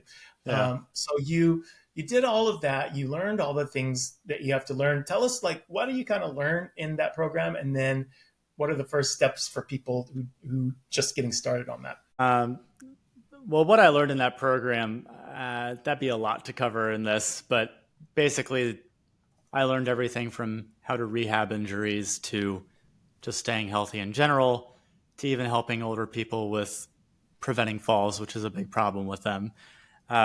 And probably a lot more than that, but it's a little bit uninteresting. So, but like first steps though, like if someone is totally inactive, go outside and touch some grass and walk around. And the reason I say that sounds maybe facetious, but it's not, because if you're not used to that, it's at least some cardio. Because if someone is really inactive and they're not even used to really walking for extended periods, then their heart rate's going to be elevated, and that is cardio. But not only that, you're also going to get the psychological and emotional benefits of being outside. I make it a point to try to get outside every day, even if it's just for a few minutes, because I just feel better afterwards. It doesn't feel good to be inside all the time. And so someone is looking to just get started, just walk around for a block, 10 minutes. Just to get, I mean, it's very, the funny thing is, like, all this stuff is like all related to YouTube, right? Just like you maybe start small and you build the habit and you do something that is easy to do. That totally applies to fitness. You do something that's easy to do, you build the reps for it, and then maybe you can up your walking to 20 minutes, or you can start going to the gym after that. Um, it's like, can you be consistent with something that's easy-ish to do? And then if you can check yes to that, then it's like, okay, now you can do something more than that. But if it doesn't make sense to say, all right, starting tomorrow, I'm going to go to the gym 5 days a week for an hour. That's, in my experience, for a lot of people, it's just not going to happen. It's such a polarizing shift. But if you just walk around the block, that's just hard enough, but it's also doable. So it's not inattainable for someone who is starting from wherever they're at, which might be nothing in terms of their fitness, part of their life. It's not unattainable for them to immediately get started because, as you said, you open the door of your living place that you live, and you walk outside. It's that simple. You got shoes, you walk outside, and you be outside in the sun. You're getting sunlight. It's positive for your psychology, and it takes up your heart rate. And then you build from there to wherever you can go. Now, some people might not be able to walk outside, because Right. they already don't have that ability. Kind of do what their equivalent is, right? If they can get some sun, open a window, whatever they can do. But your point that I'm hearing is get started with something more than nothing. Just move. Move Move. whenever you have the ability to move, basically. If you can't walk, move your arms, do whatever, your trunk, whatever you happen to be able to do, and you build from there. And obviously that's easier said than done. And like, I think I don't know. For people who are inactive, I think they look at any fit person who preaches that advice, and they're like, yeah, it's easy for you to say. You're lean as shit. You go to the gym all the time. That's hard. I don't know how, I don't have an answer for that. But you have to start somewhere though. And I know that, I can't sit here and say, yeah, I started from nothing and now I'm this really fit person. All I can say is like what I've experienced working with other people. And so I don't like sit here and say this as like some guru, but I know the effects of what happens when people don't take care of themselves. And so I mean that very literally, when if you can move anything, trunk, arms, legs, do that, because it may seem like absolutely nothing to you, but that will compound over time. And you'll feel better too. You may not want to start, but when you're done, there's rarely been a time, maybe less than 0.01% of the time, where I've come back for the gym and regret that I've gone. And if I had, it was maybe because I dropped a dumbbell on my foot or something. Like, I've very rarely regretted being active and going to the gym. Now, starting, I hate. And even now, I don't really like going to the gym, but I know what benefits that it gives me. And I know that I feel depressed if I don't go. So I do it to avoid that. How do you motivate yourself? So you know this about yourself, right? Mentally, you understand the benefits, and part of you, there's like a feeling of dread, like if I don't go, I'm gonna get depressed, right? What mechanism gets you out the door to the gym? What is the most impactful tool that you have in your toolkit that gets you past that part of I just don't want to go. So we're going to tap into another piece of dark energy that I have, which is that I will guilt myself and make myself feel like a piece of shit unless I go. Maybe not the answer you were expecting, but that's the answer. If I'm laying in bed and my alarm goes off, more often than not, well, more often than not, I just get out of bed. But for the times where I'm like, oh, it'd be really nice to sleep in, I tell myself, oh, you're being a lazy piece of shit. Oh man, you know where this is gonna go. You know you're gonna feel like terror. You're gonna feel like a piece of crap after this. You want to feel like that? It's like mental warfare, but it gets me out of bed. But again, Mental warfare. but again, I'm aware of it. And also, man, people are going to be listening to this and be like, this guy is a complete psychopath. But most of the time, I can just wake up. And it's just because it's a habit. When something becomes so a habit that it just becomes a Sam Evans has a word for this. He's like another well-known entrepreneur. He calls it it's like an instinct. It becomes a core instinct. It's not even a habit. It's like brushing a teeth is not a habit to me anymore. It's a core instinct. Like I don't know what my life would look like without brushing my teeth. Like a habit is still something that you have to force yourself to do to some capacity, but a core instinct is like something that you just do because you don't know what the universe looks like without doing that thing. And those are two very, very different. You can make a habit in months, but it takes years and years and years and years for something to become a core instinct. That's fascinating. Yeah. So core instinct is beyond habit, but like your body kind of wants to do it, is what I'm hearing. Like in a way that even bypasses your brain saying, "I'm tired." Right. Like McDonald's, I haven't had McDonald's in probably, well, I have had McDonald's breakfast in the past 10 years, but I haven't had like McDonald's for dinner in over 10 years.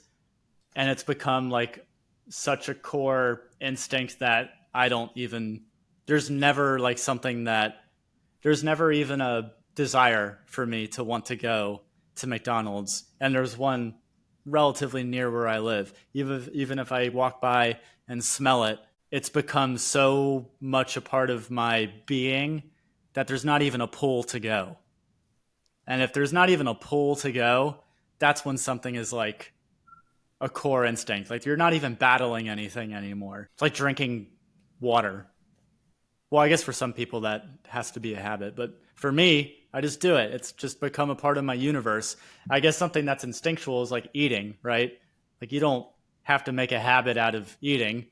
It's just it's a part of your being. You just you do you do it to survive. Yeah. What do you do for fun, Josh? Like what's the most fun that you have these days? Well, I mean, I do have fun doing YouTube, and I really have fun like just doing stuff like this, just chatting with people.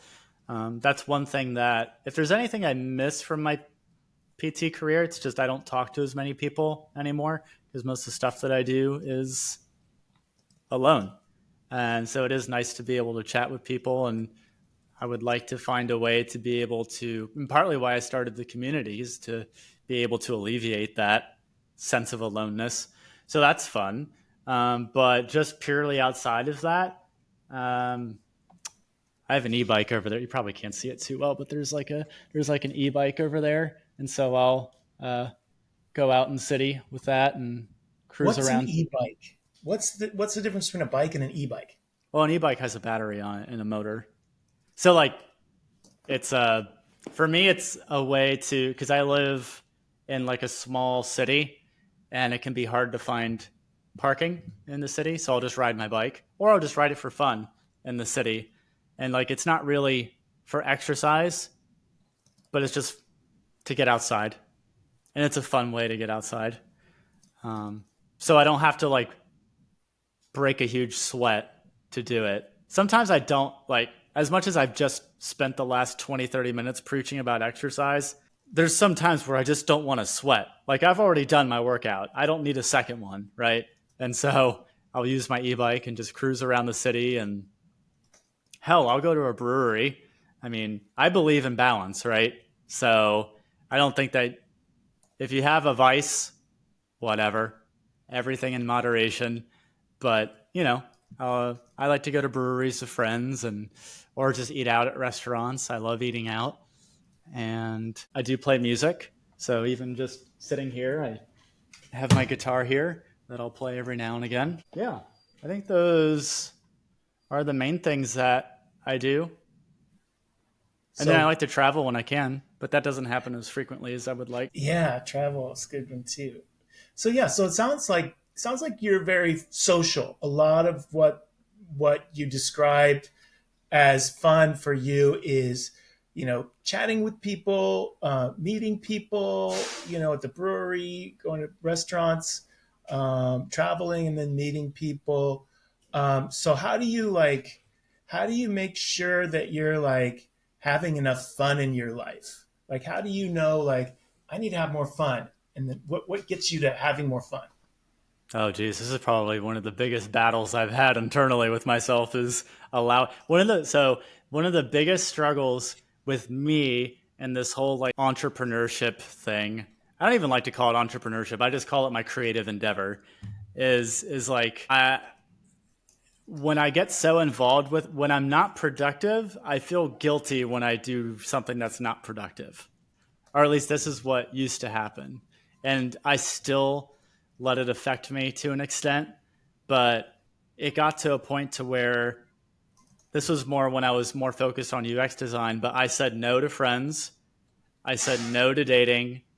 I said no to almost anything fun because I was listening to all these business gurus that were saying, you need to tunnel vision your way to success and you need to just block out everything and just go into monk mode, focus mode. And there's never been a time where I've been more depressed than that. That sucks. And it's not even like I think even I was successful with that. Like, let's say I was doing that and was making 10,000 a month, that wasn't a good headspace to be in.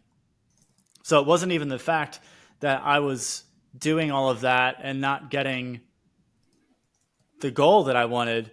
It was just the intrinsic actions themselves that were like, it was not good, man. So I had to like basically, and this is like one of the sort of toxic things about YouTube is sort of that whole hustle culture and not allowing anything into your life until you see success. I get it, right? Like I see the value in it. And yes, if I did that, I would get to my goal faster. But what's the cost to that? And am I willing to sacrifice my emotional integrity to get to that goal when I could get hit by a car tomorrow? And then all this work is for what? Nothing. So I've been trying to get better at integrating balance in my life. And that's something that I try to preach on my YouTube channel as well, is to have a more balanced approach to doing things where, yes, you can say yes to going on dates. And yes, you can say yes to going out with friends. And those things that I work on will still be there. They're not going away. Sure, someone else might get there faster, but will take pride in knowing that I feel better about myself because I'm living life more presently. And so the reason why I like being social is it's one of the very, very few times where I actually feel present in life.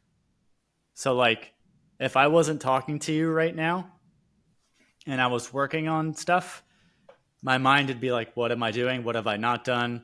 Oh, I should have done that differently. Ooh, what am I going to do 3 months from now? Ooh, am I going to have to get a job again? Ooh, am I going to reach my monetary goal, my financial goal? Ooh, I haven't made enough money this month. I'm stagnant. All this mental warfare, bad warfare. And so, like, I like being social because, I mean, maybe this is like there's probably some work I need to do on that, some inner work I need to do on that. But the thing about being social is it's the one time, well, not the one time, it's one of the few times where I'm there and I'm in it. And like whoever I'm with, whether I'm with you, I'm with friends, it's just us. and our immediate environment and nothing else exists. That's where the most joy comes from, in my opinion. It's very simple. People always say like the simple things bring happiness, and it sounds cliche, it sounds bullshit. And it's not to say that I don't think money brings happiness. I think it does in the sense of security and safety. You don't have to worry about where your next check is coming from, but it doesn't bring joy. And those are two different things. And being able to be present in the company of others and even with yourself, and that's something that I'm working on, is, I meditate pretty much most days, but it's still, there's a difference between like meditating and then being able to carry that mindfulness into the rest of your day. And that's something that's not talked about as much, is being able to translate that. Because meditating on its own, I don't think has a huge benefit, but being able to carry the theme of meditation into your day, I think helps to cultivate that. Hopefully that kind of answered what you were asking. It does. And how does someone take the value of the meditation? You reset, right? It's a mental reset. Like there's a whole world of things, as you described, that we can be thinking about, whether we're in the middle of work or in any situation. And for you, when you're social, that's the time when you really feel present, which I think is a big part of the meditation. Like the goal of meditation is to me, a big part of it is to feel that present state, that you're not thinking about 1,000,000,000 other things, but you're in the moment. Mm-hmm. We're alive now. We're talking now. Hey, I don't know what word you're going to say next, but I'm going to think about it and I'm going to experience it as you say it. And it's Yeah. going to change maybe the thing I think about, and probably going to change the next thing I say, because we're listening to each other, and Mm-hmm. that's awesome. And it's a little bit musical, like because it's an improvisation, even though Yeah. it's just with words, but there's a rhythm to what we're saying. And so there is a musical component, even though we're not using musical instruments. I'm just sort of like wrapping everything that we said from the conversation kind of No, no, into, yeah. you know, Yeah. Yeah. but um, but yeah. So how do we? You mentioned that that's really valuable, right? If we could take what we get out of the meditation and carry that into your day, how do you achieve that? How can somebody achieve that? Ooh, this is all right. Yeah. So this is a great one and something that I've been working on. So as ironic as this is coming from a YouTuber, the past couple weeks, I typically will watch YouTube when I eat dinner, and I've made a firm rule I will not watch anything when I eat dinner. The only thing that I do is I will play jazz music in the background. And so that is naturally calming.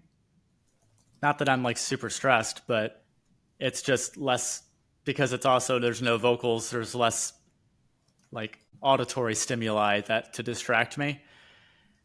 And so I can just be more present on like what I'm doing. And it's not to say that my mind doesn't wander when I'm eating, but I'm also not distracting it with YouTube. Because I think so we can be present in YouTube, and we can be present in like watching TV, playing a video game, but it can also be used as a distraction as well. And I find that's most prominent when I'm doing a mundane task with YouTube. So like eating is a mundane task, right? Like there's no skill required with eating a meal. And so I'll have YouTube as a way to distract myself from the boringness of eating. Um, but there's really nothing boring about sitting there and eating a meal if you're willing to just sit there and do it. Every so often, yeah, my mind will wander a lot, but every so often I'll like hear a sound in my apartment I've never really heard before, or I can notice there's like maybe something going on at the brewery that's across the street from me, maybe some live music venue that's setting up. And it's just like you're just taking part in like the world that's going on right now. And so I think just when someone, one thing that has helped me is just when I'm doing mundane tasks, I try to limit the amount of distraction that I have. And I still watch TV. Again, it's all a balance thing, right? But if I'm waiting, oh, a good one like this thing, right? Like it, so great, but also not. So like if I'm heating something in the microwave, you know how easy it is for me to pull up Tinder and start swiping on people, or go on Reddit or YouTube and watch a few shorts, and then, but what has that really done for me? Has my life been improved by that? Not that my life needs to be improved by being with myself on my own, but did I need to do that? If anything, that was a net negative for me to be on my phone for 3 minutes and I couldn't just sit with myself for 3 damn minutes. So I just think about what are mundane things that I do, and I take real stock in noticing when I pull out my phone. And if people, I think if people really took stock to how often they take out their phone, they would be, because when I've made almost like conditioned myself to ask myself every time I pick up my phone, I ask myself, what is my intent? And if I don't have an intent and it's just like random doom scrolling, then I'm like, why am I doing that? So I try to like do that every time I pick up a phone. I'm like, what is my intent? And sometimes my intent is I want to watch YouTube. And if that's the case, then that's fine if I have that dedicated time to do that. But if it's literally just picking up my phone because, oh, I just want to distract myself for an idle 5 minutes while my food preps in the microwave or in the oven or whatnot, I then challenge myself to just not do that. And just, I like music in the background because, like I said, music's always been something that's been captivating to me. And it's not heavily distracting either. It's something where you can still be present, and you can be present with the music as well. But that's a whole other conversation. That's cool. So you find yourself asking the question throughout the day, like, what am I doing now? What's my intention? And the phone is something we all are so close to now. We're all, cyborgs. We're part machine. And this wasn't the case 20 years ago, but it is now. So how do we be present? And you found that you ask yourself the question, like, what is my intention Yeah. in this moment? Is that what you do before, like, all times that you're present, or is it just like, how would you focus yourself into being present, in just any situation? If you were feeling out of it, like, say if you were at the brewery and you notice your friends were talking, they're having some conversation, and you weren't into it, but you wanted to be, like, what question would you ask yourself to get yourself present? That's hard because, like, when I'm in a group of people, unless I'm on my phone, I'm never not present. Like, something catastrophic would have to be happening to me to where I'm not being present in like a friend group. And if so, like, this is just me personally. If I wasn't present in a friend group, something is wrong. Either I'm sick, I'm tired, and I haven't slept the night before. To me, that would just be a sign that something is not okay here and it needs addressing. So I don't think that's really, there's nothing that I could say to make myself mindful in that moment because something has gone wrong, for lack of a better word. But that's just for me. For other people, especially those who have trouble with attention, maybe that could be different. And I have no guidance for that because that's not my experience. But just for me, yeah, it's very hard for me to not be present when I'm with a group of people. If I'm not, it's usually because I'm tired, beyond famished, sick, something wrong, Tired, super hungry, sick, or on your phone. or I on your mean, phone. those, Yeah, yeah, all of that makes a lot of sense. And so as long as you're feeling healthy and you physically take the action to put your phone away, that takes away so many potential distractions so that you can be there and be in your flow and be present in the moment. Actually, I think that is very actionable. and my other thing, if you don't mind, if I talk about, is when I'm outside. So like the big thing that I see nowadays, and there's nothing wrong with it inherently, but I see so many people walking around outside with headphones on. And for me, I never do that.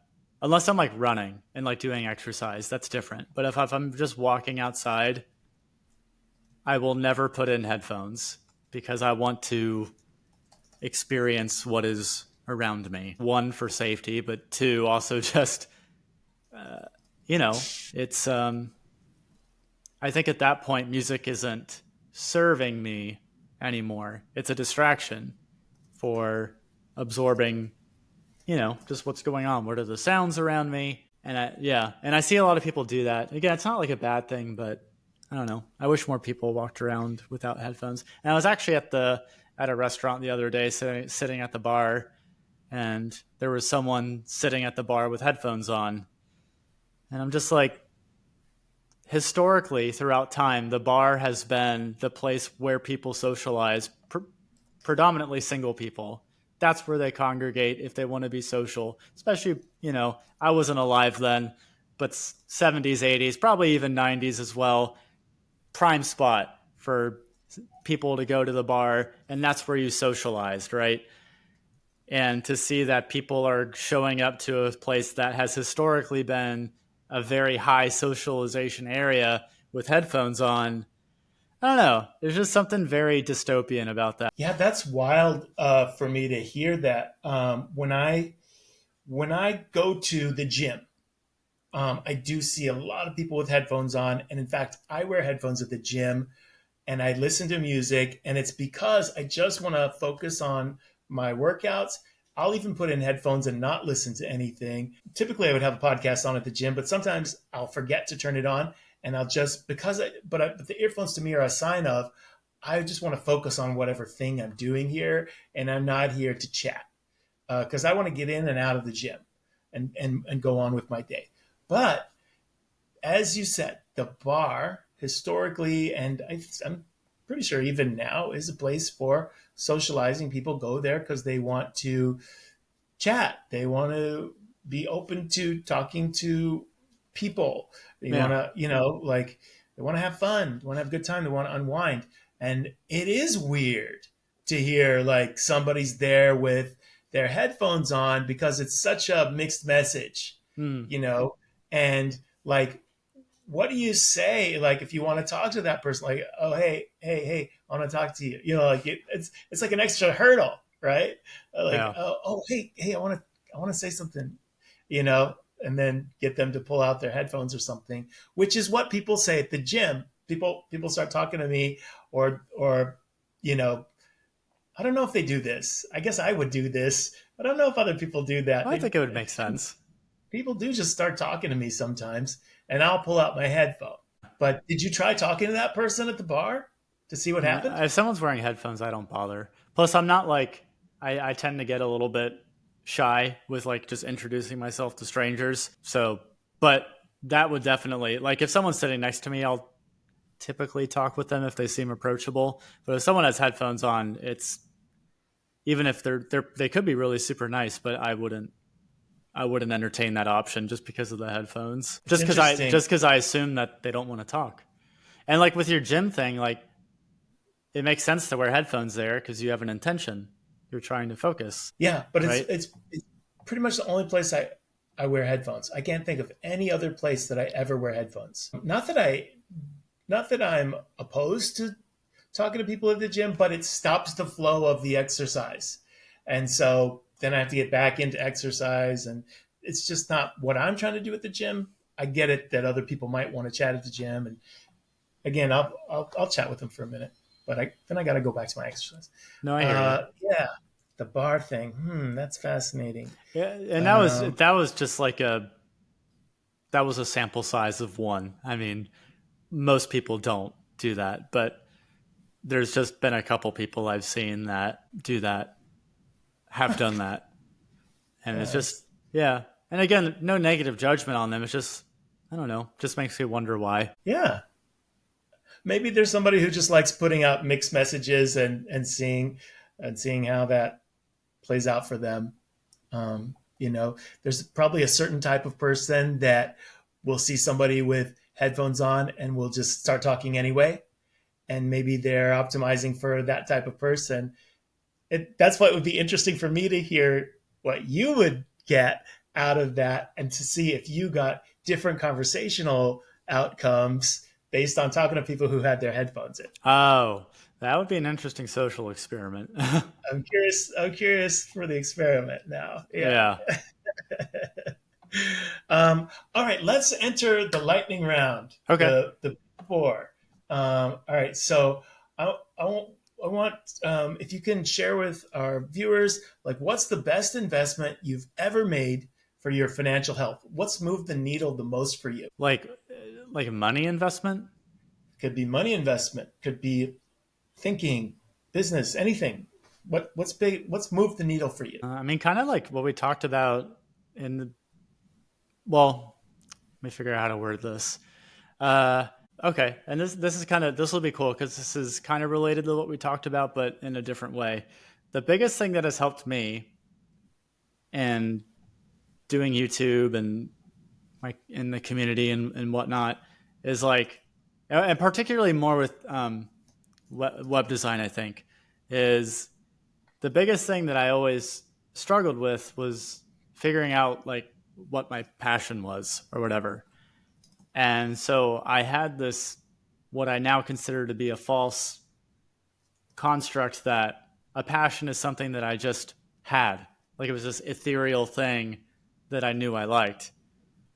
And so that served me poorly because I later realized that passion is not just like something that is there. Like it's not just something that I think about and like, oh, I have passion for that. The only way that I've cultivated passion is by experiencing. And so the way that I now see passion is just choosing something, choosing some sort of endeavor and sticking with that endeavor. And the more that I stick with that endeavor, that passion inevitably grows. So passion really is not what you seek. What I seek is just pick something that I have a remote interest in. Like if it's something that I hate, why would I do that anyway? But if it's something that I have even the slightest bit of interest in, like web design, I don't have a passion for web design. I thought it might be cool, but I didn't have a passion for it. But because I at least thought it could be interesting, I tried to get better at it and I stuck with it, and the passion for that grew. And so I think where a lot of people mess up, and I can say this as someone who's really messed up and pursued a lot of things that I later quit because I was trying to find this ethereal passion, is you can be successful with pretty much anything as long as it doesn't require some sort of genetic advantage. You can literally be successful with whatever you want as long as it like serves the market in some way, right? And so knowing that and knowing that I can choose anything I want, that passion will naturally develop. And that has been the case with web design, is that passion grew. And so it's not to say that, again, that I love it all the time, but that passion does grow as my skill for it grows and as I like overcome obstacles as well. So that's been the biggest thing for me, is that shift of I'm not trying to find something I'm passionate about. I'm just picking something and sticking with it long enough for that passion to grow. And by the way, this may seem a little counterintuitive because some people might be really perceptive and ask, well, Josh, if you stuck with music production, you said it got to a point where it sucked. Couldn't you have also just stuck with it long enough for that to be fun again? You're right. You're right. But I didn't have that perception then. And I've already made my choice now. And it's not to say that I can never do that.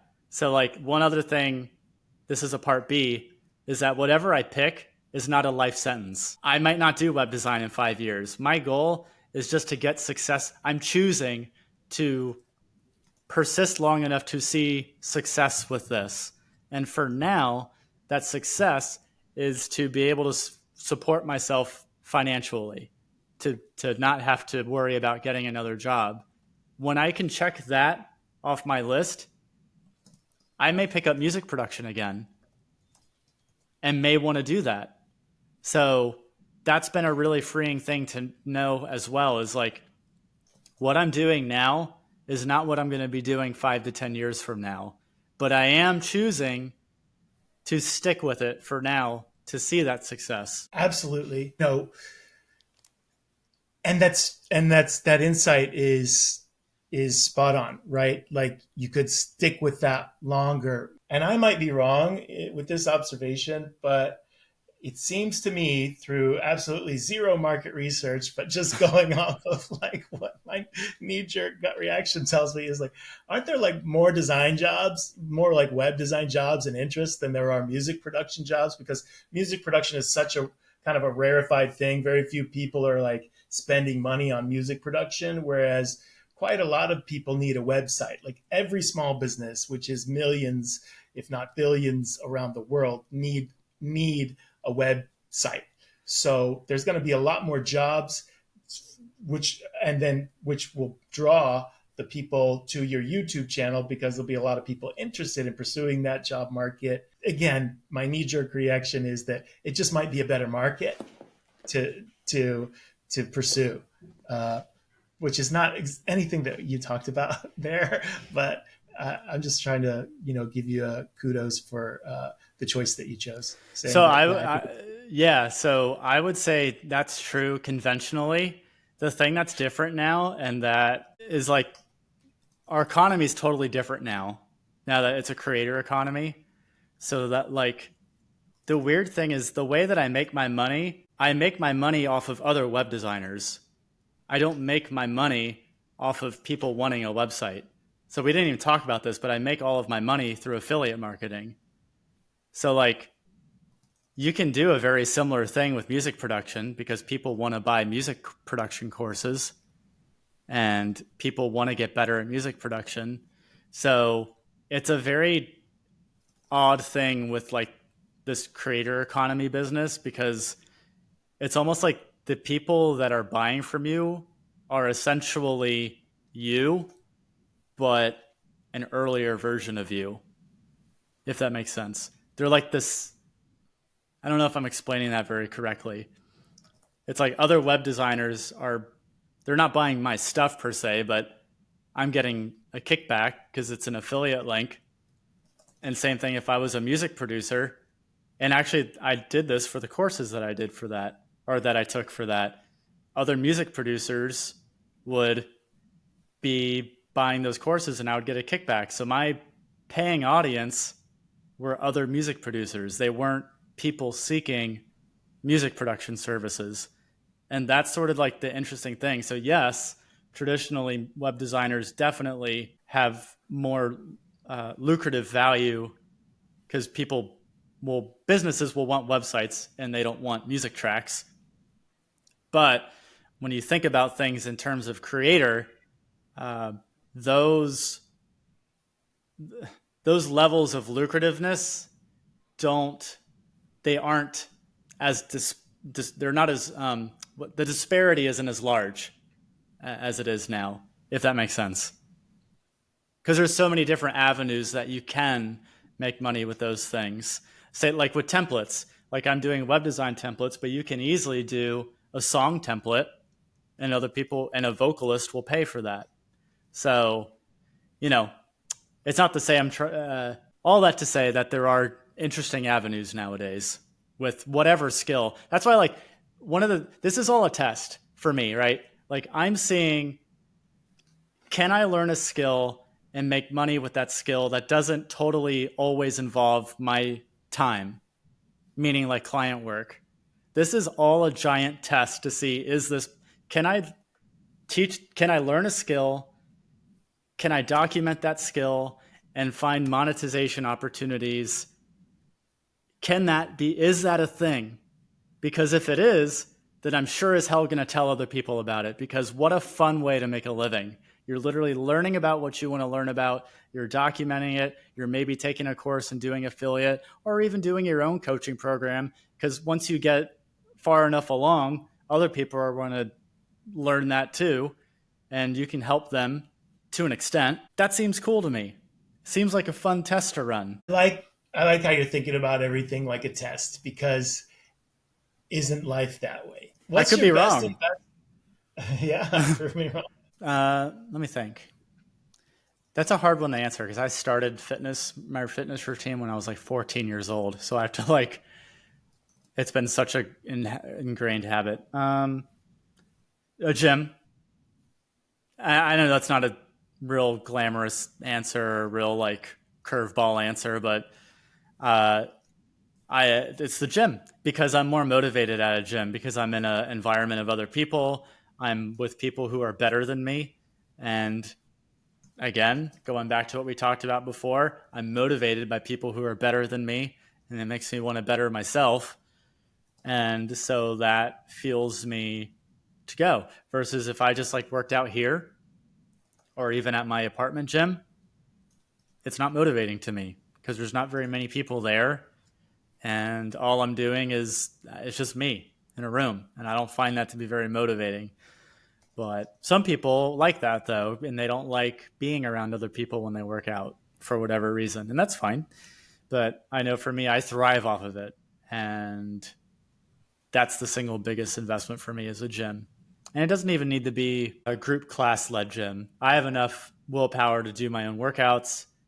I just literally need to be in a space where other people are occupying a space. How about your best investment for family? What's improved your life around your family or dating the most? What investment? Let me think. I'm trying to think what way to go with this. If I should go with like immediate family or more dating. What's given you the most the best outcome or the best change from before to after that investment? What improved your life the most? Okay, so this is something that applies to both dating and kind of family and just people in general. My relationships with people uh, is just like being, and this is hard, but just like being comfortable with like who I am and not. I used to be kind of a chameleon, and like I would act differently in different groups, and to an extent that exists, uh, but it's largely mitigated to this point. But yeah, it's just being comfortable. Like this is who I am. I used to hide my quirks. I'm a very quirky person, and now I almost like double down on them, and it makes me more interesting. And so I think really just yeah, just being comfortable and um, I don't really What have a hack to do that really. what are the quirks that you're comfortable with showing now that you felt like you had to hide before? Well, it comes down so like it's worse now. So like I'm on a bulking program right now, and so I've gained like 20 pounds in the past 3 months, and so I weigh everything, all of my food, and people think that that's some serial killer psychotic shit, and and it is, but but it helps me keep track of my calories, and yeah, and I eat like the same thing every day. Again, some psychotic stuff, but What do you eat? like breakfast and lunch are the exact same thing every weekday. It's a Greek yogurt, protein shake, a bagel and cream cheese, and then for lunch a peanut butter and jelly and a handful of chips. And that's literally every single weekday what I do. But it helps me. I know what my calories are. I don't have to think about what I'm going to eat. It's just less mental real estate. And then on Sunday, I'll meal prep for every Sunday. It'll be a different meal every Sunday, but that meal will last me dinners for the whole week, and then I'll eat that. So everything is very now on weekends. That rule is no longer on the table, but during the week, very strict with that. Oh wow. Yeah. Yeah, that's I know that that is a thing, meal prep. I haven't gotten into doing that. I've known lots of different people to do it. You're not the only one, but I haven't done it yet. I think someday I will have to, learn to track calories and things, but it's never something I've done yet. What changed for you after starting to track your calories? Why did you continue to do it? Like, what improved in your life after you said, "I'm tracking my calories now. I'm weighing things." Well, so at the tail end of my job, I've always been like really lean, but I weighed the lowest that I had been since probably high school, I think. I was like 140 pounds, which is really light. I usually hover around 150. And so the, the thing is, I thought I was eating enough to even get my maintenance calories, but what tracking my calories did was showed me that I was eating 500 to 700 calories below just my maintenance calories, which for those that don't know, your maintenance calories are literally just what you need to keep the same weight. So I was perpetually at a deficit, um, mostly because I just wasn't hungry. My job was not like super stressful, but it was like just emotionally draining. And so I wasn't hungry a lot of the time. And so when I saw that, it just was like, wow, well, it's no wonder I'm like turning into skin and bones here because I'm not even eating enough here. So at that point, I was like, well, it felt like my gym routine was getting very stagnant and my lifts were getting less too. I was noticing like my bench press was going down, my squat was going down. I'm like, do I have a disease? And it just turned out I just wasn't eating enough to sustain what I was doing. And so, yeah, so then I made a goal, a very ambitious goal of I wanted to bulk up more than I ever had in my life just to see what was possible. And so I made a goal to gain 30 pounds, not within a specific time. Well, yeah, by the end of summer. And so I've been doing that. And I've been try to do it in a clean way. But the only way that I can do that is if I track my calories. But once you get a sense, like if you're like me and you eat mostly the same stuff every day, you only have to track your calories to figure out what you need to eat to get your calorie intake. And then from there, I know what I need to eat now. And even though my dinners change throughout each week, I know what the rest of it is. And so I know how many calories that dinner needs to be. And if that's not enough, then I'll just scoop out a handful of pistachios or whatever and get the rest of my calories that way.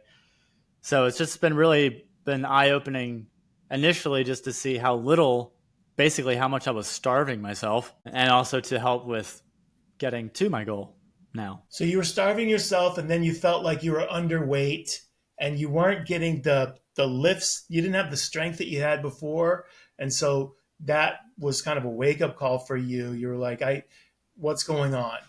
And then Yeah. so it was all nutrition. It wasn't about not going to the gym, but it was nutrition, but also maybe some job stress. And Right. then so you solve for the job stress because uh, in this case, you change jobs, but also you solve for the nutrition by did you go to a coach? How did you figure out like how to pursue this goal of doing the weight gain?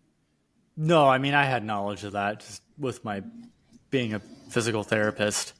So I knew like what I needed to do as far as like how much protein I needed to ingest and how many calories I needed to eat. Um, it was just a So as a matter of physical doing it. therapist, you already knew the nutrition part. You just had to put it into action. Hmm. Yeah. But what was so the actual wake up call was seeing the numbers in the gym. That was the moment where you were able to say, "Hey, this number is not as high as what I was able to lift last week." Like that was the measurement that told you like, "Hey, I'm going to look into this." Yeah, it was just, I mean, it wasn't just like 1 week, it was consistent. It was consistent decline, and my weight was in consistent decline. And once I hit 140, I was just like, uh, this isn't what I want to look like. And after I would just look in the mirror and I would just see the scrawny guy. I'm like, that's not the build that I want to have. So, yeah. So, partly by watching, um, there's this fitness YouTuber, Sam Sulik, And it's not like I want to look like this guy because he's a jacked roid head, but uh, he is just sort of fun to watch because he literally just essentially takes you to the gym with him as he does his lifts. It was kind of inspiring. It's like, you know what? I need to get back into this again. And so that kind of was a catalyst to help me get back in. And now I've bulked up more than I ever have in my life. And I have 9 pounds to go, and I'll be at my goal at 170.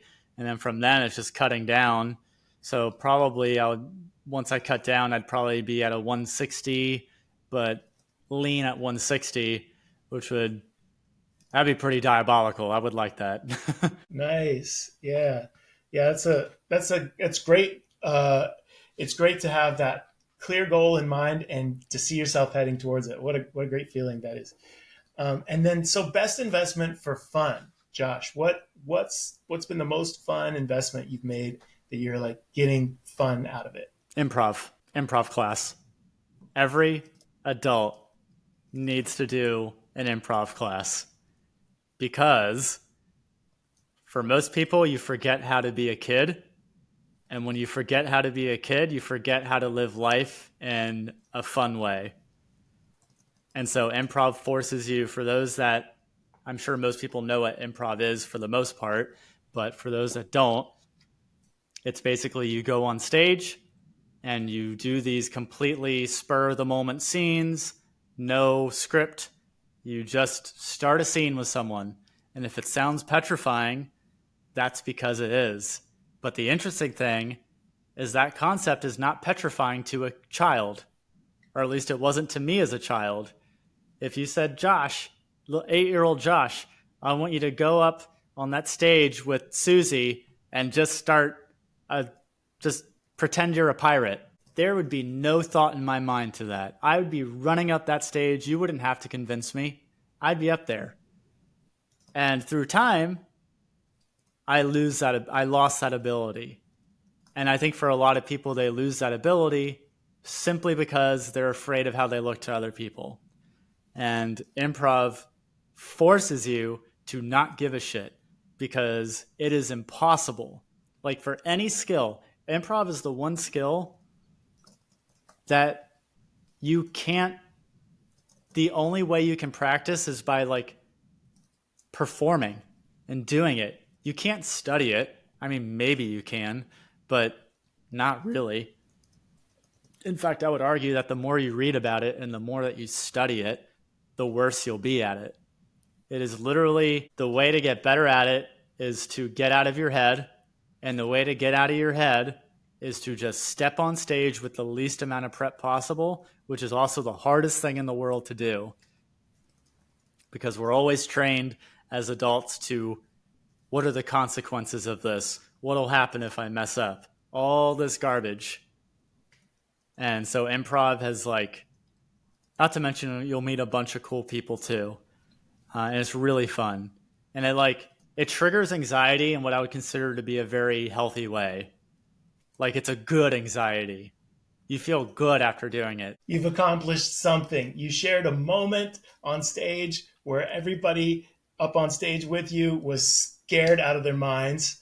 You were scared out of your mind. You kind of like building, you like it's like you're a team who's gone on some sort of adventure out in the wild, and then you can come back together and okay, we survived that one. Yeah, absolutely. Yeah, you have that shared experience, and everyone that you were with knows how hard that is. And yeah, it's really enriching to have that happen. And it translates to real life to an extent, because you realize that no one cares about what you say. I mean, unless you are negative and derogatory and insult someone. But if you say something stupid, who cares? I mean, they'll forget about it. And so with improv, I say a bunch of dumb stuff, and I'll say a line that to me is oh my God, that's the cringiest thing I could have said. No one cares. No one even comments on it.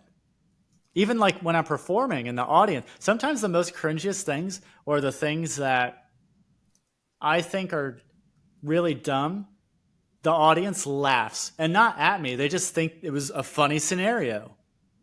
And that's really interesting. I'm not trying to speak for everyone here, but for me, I filter myself a lot when I say things. And so, what if I was less filtered? Again, not in a derogatory way, but just where I say that stupid thing that I didn't mean to say. You know, Obviously, there's a time and a place. But I don't know. I think all that to say, just like, we should learn to be kids again in some capacity. And improv is probably the best way to do that, because I think it's hard to do it if you're to say, I'm going to be a kid today, but you're not doing it with like a group of people, right? Like the kid experience, the child experience is like just doing fun, random things with a bunch of other kids.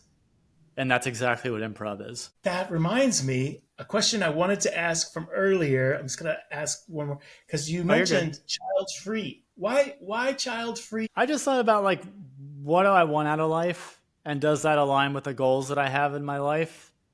And there just wasn't a spot where it fit.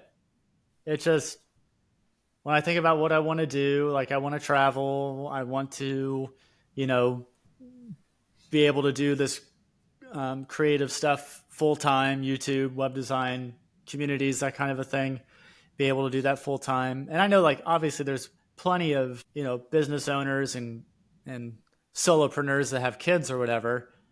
But I don't know. I didn't see where, like, there was never a draw for me to have kids. There's never been a time where I've like, wow, I can't wait till I'm a dad someday. And it's not to say like I had a bad childhood. I love my parents. My mom's great. My dad's great. They're both great. They're still together. It's wonderful.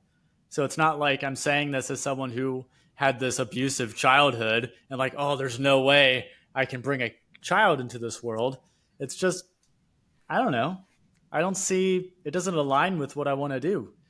And I think a lot of people, this is another divisive thing I've said on one of my videos that I get a lot of heat about, but I think a lot of people have kids just because it's the life script on what they're supposed to do.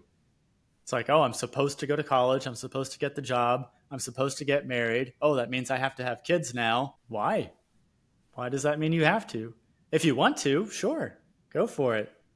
But I don't think people even really ask themselves, is this something I really want? Is this something I align with? Because that's a choice. You don't have to do that. And so I just made that choice. It is a choice. It's interesting because it's a choice that people make, and you make a choice every day, but also every day is a new day. So in my world, and I not to say anything about people's choices, but I know people who like said to me, I'm never having kids. They've got kids, like just fast forward a few years because people change over time. Sure. So Yeah. it's interesting. That choice particularly is one of interest to me because um, you know, just to see where people are at. And then like sometimes you check in with them a couple years later and they're like, oh yeah, I got a kid. And you're like, Right. that's cool. No, no judgment if somebody changes their mind on that. It's always fascinating to me, like why people are choosing what they're choosing when they're choosing it. Yeah. So that's neat. So you don't feel like right now you're not seeing it because it doesn't seem like it's gonna it's not something that like you're the type of person that you even want to be very like mindful even when you're just looking at your phone. So how mindful would you need to be to bring another person into the world, right? That's very huge, very mindful decision. And so you're not seeing it now. So and then it's based on your current lifestyle is what I'm hearing. Yeah. I mean, that's really all it is. Like, if I felt like kids aligned in some way, then I would be singing a different tune probably. Uh, but yeah, it doesn't fit in anywhere. And for other people, it does. And that's cool.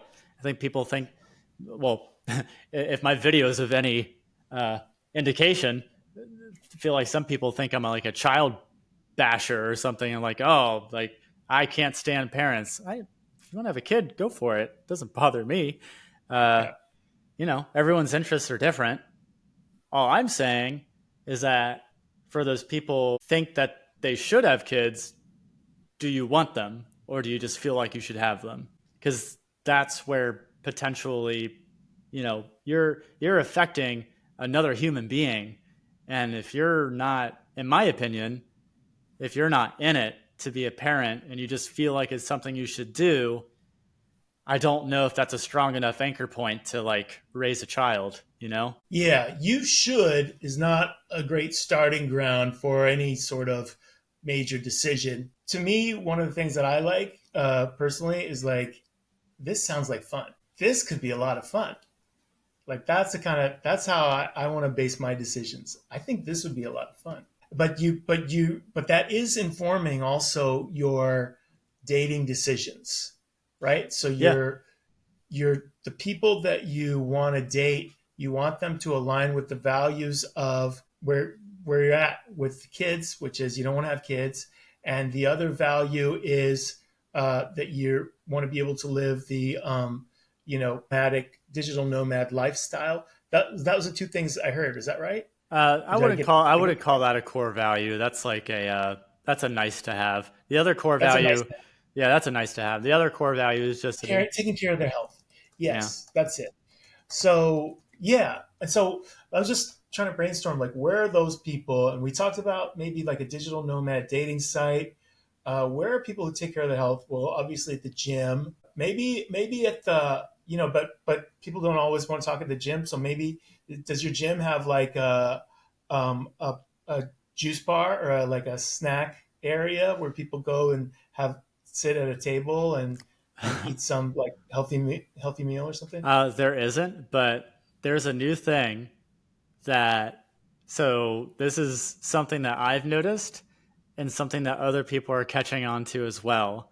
There's a new thing that is taking over dating apps and is replacing them because people are getting tired. I don't know what your situation is. I don't know if you've ever used dating apps, but people are getting tired of them because there's just a lot of miscommunication and ghosting and all this nonsense. So the new thing that's replacing them, which I am very, very much in favor of, are run clubs. Run clubs are popping up all over the place, and they're not designed for dating, but people are naturally using that as a secondary motive for going. And they're nice. I've been to one. They're nice because you already know they're active because they're running, and it's a very casual thing. You're not trying to get a PR. They're usually breweries that host these things. So you go, you run your 3 miles, you come back, and then you have a beer with the people that you're with, and you just meet people the way people used to, the way people probably should do more often. And so I really like That's that.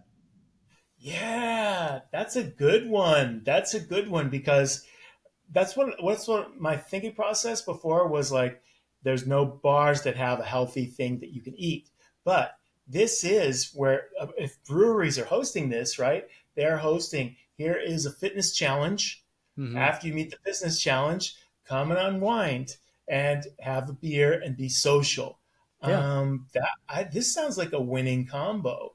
We've got fitness and we've got fun and we've got dating.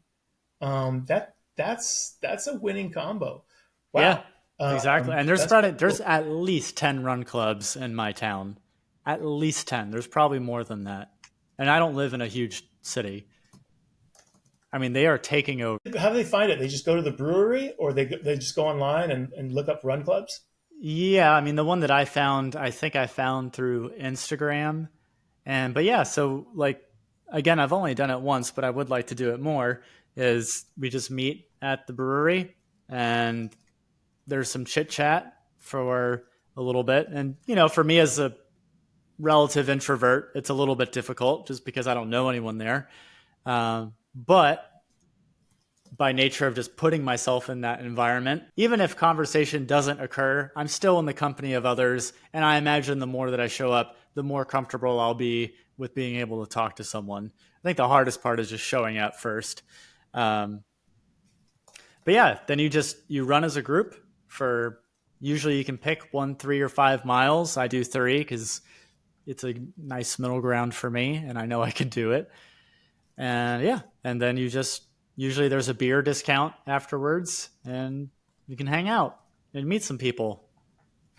It's not to say it's for dating. You can just meet some cool people, and it's someone that you didn't know before. Yeah, even better because that takes the stakes down, makes it feel less risky. Yeah. And after you meet a couple friends who you may or may not be interested in dating, it's easier to meet somebody by accident that maybe you hit it off together. Mm-hmm. I think that's a terrific tip for dating, for entrepreneurs or anybody who's interested in fitness and as well as dating. And Oh it's yeah. tough to meet people, and dating apps, they need some competition. So that's awesome. Yeah, run clubs are That's where really it's cool. at, and it's free. Or at least all the ones around me are free to do. Ooh, even better. Yeah. Um, so I promised my mentor I would ask this at the end of every episode. Who should I interview next? Who should you interview next? Ooh, that's an interesting question. Like anyone in general, or like someone that reasonably would have access to? Yeah, if you know somebody that I should reach out to, or if there's somebody who pops into your mind, like even if you don't even know them, but who would be like somebody that I should, try to get in front of the camera. I'm having a hard time. If you let me think about this for a little bit, I could probably come up with something, but I don't have anyone off the spot that I could think that might be cool to, just because I don't know like a lot of people that are like starting a business or doing content creation. I don't know like a ton of people that are doing that right now, at least that I can think of. I'm probably like forgetting some key names that I'm going to kick myself for later. But yeah, that was a bad answer, but I'll have to get back to you on that. Oh, that's cool. No, we've got each other's email addresses, so we'll catch up on that. Josh, this has been amazing.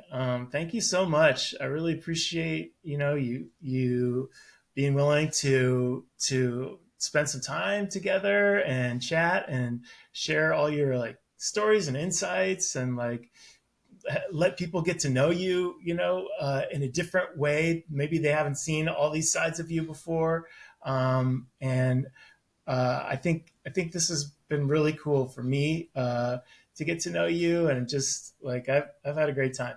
I loved Thanks, it. Josh. This is really fun. Yeah. Totally. Yeah. Thank Cool. you.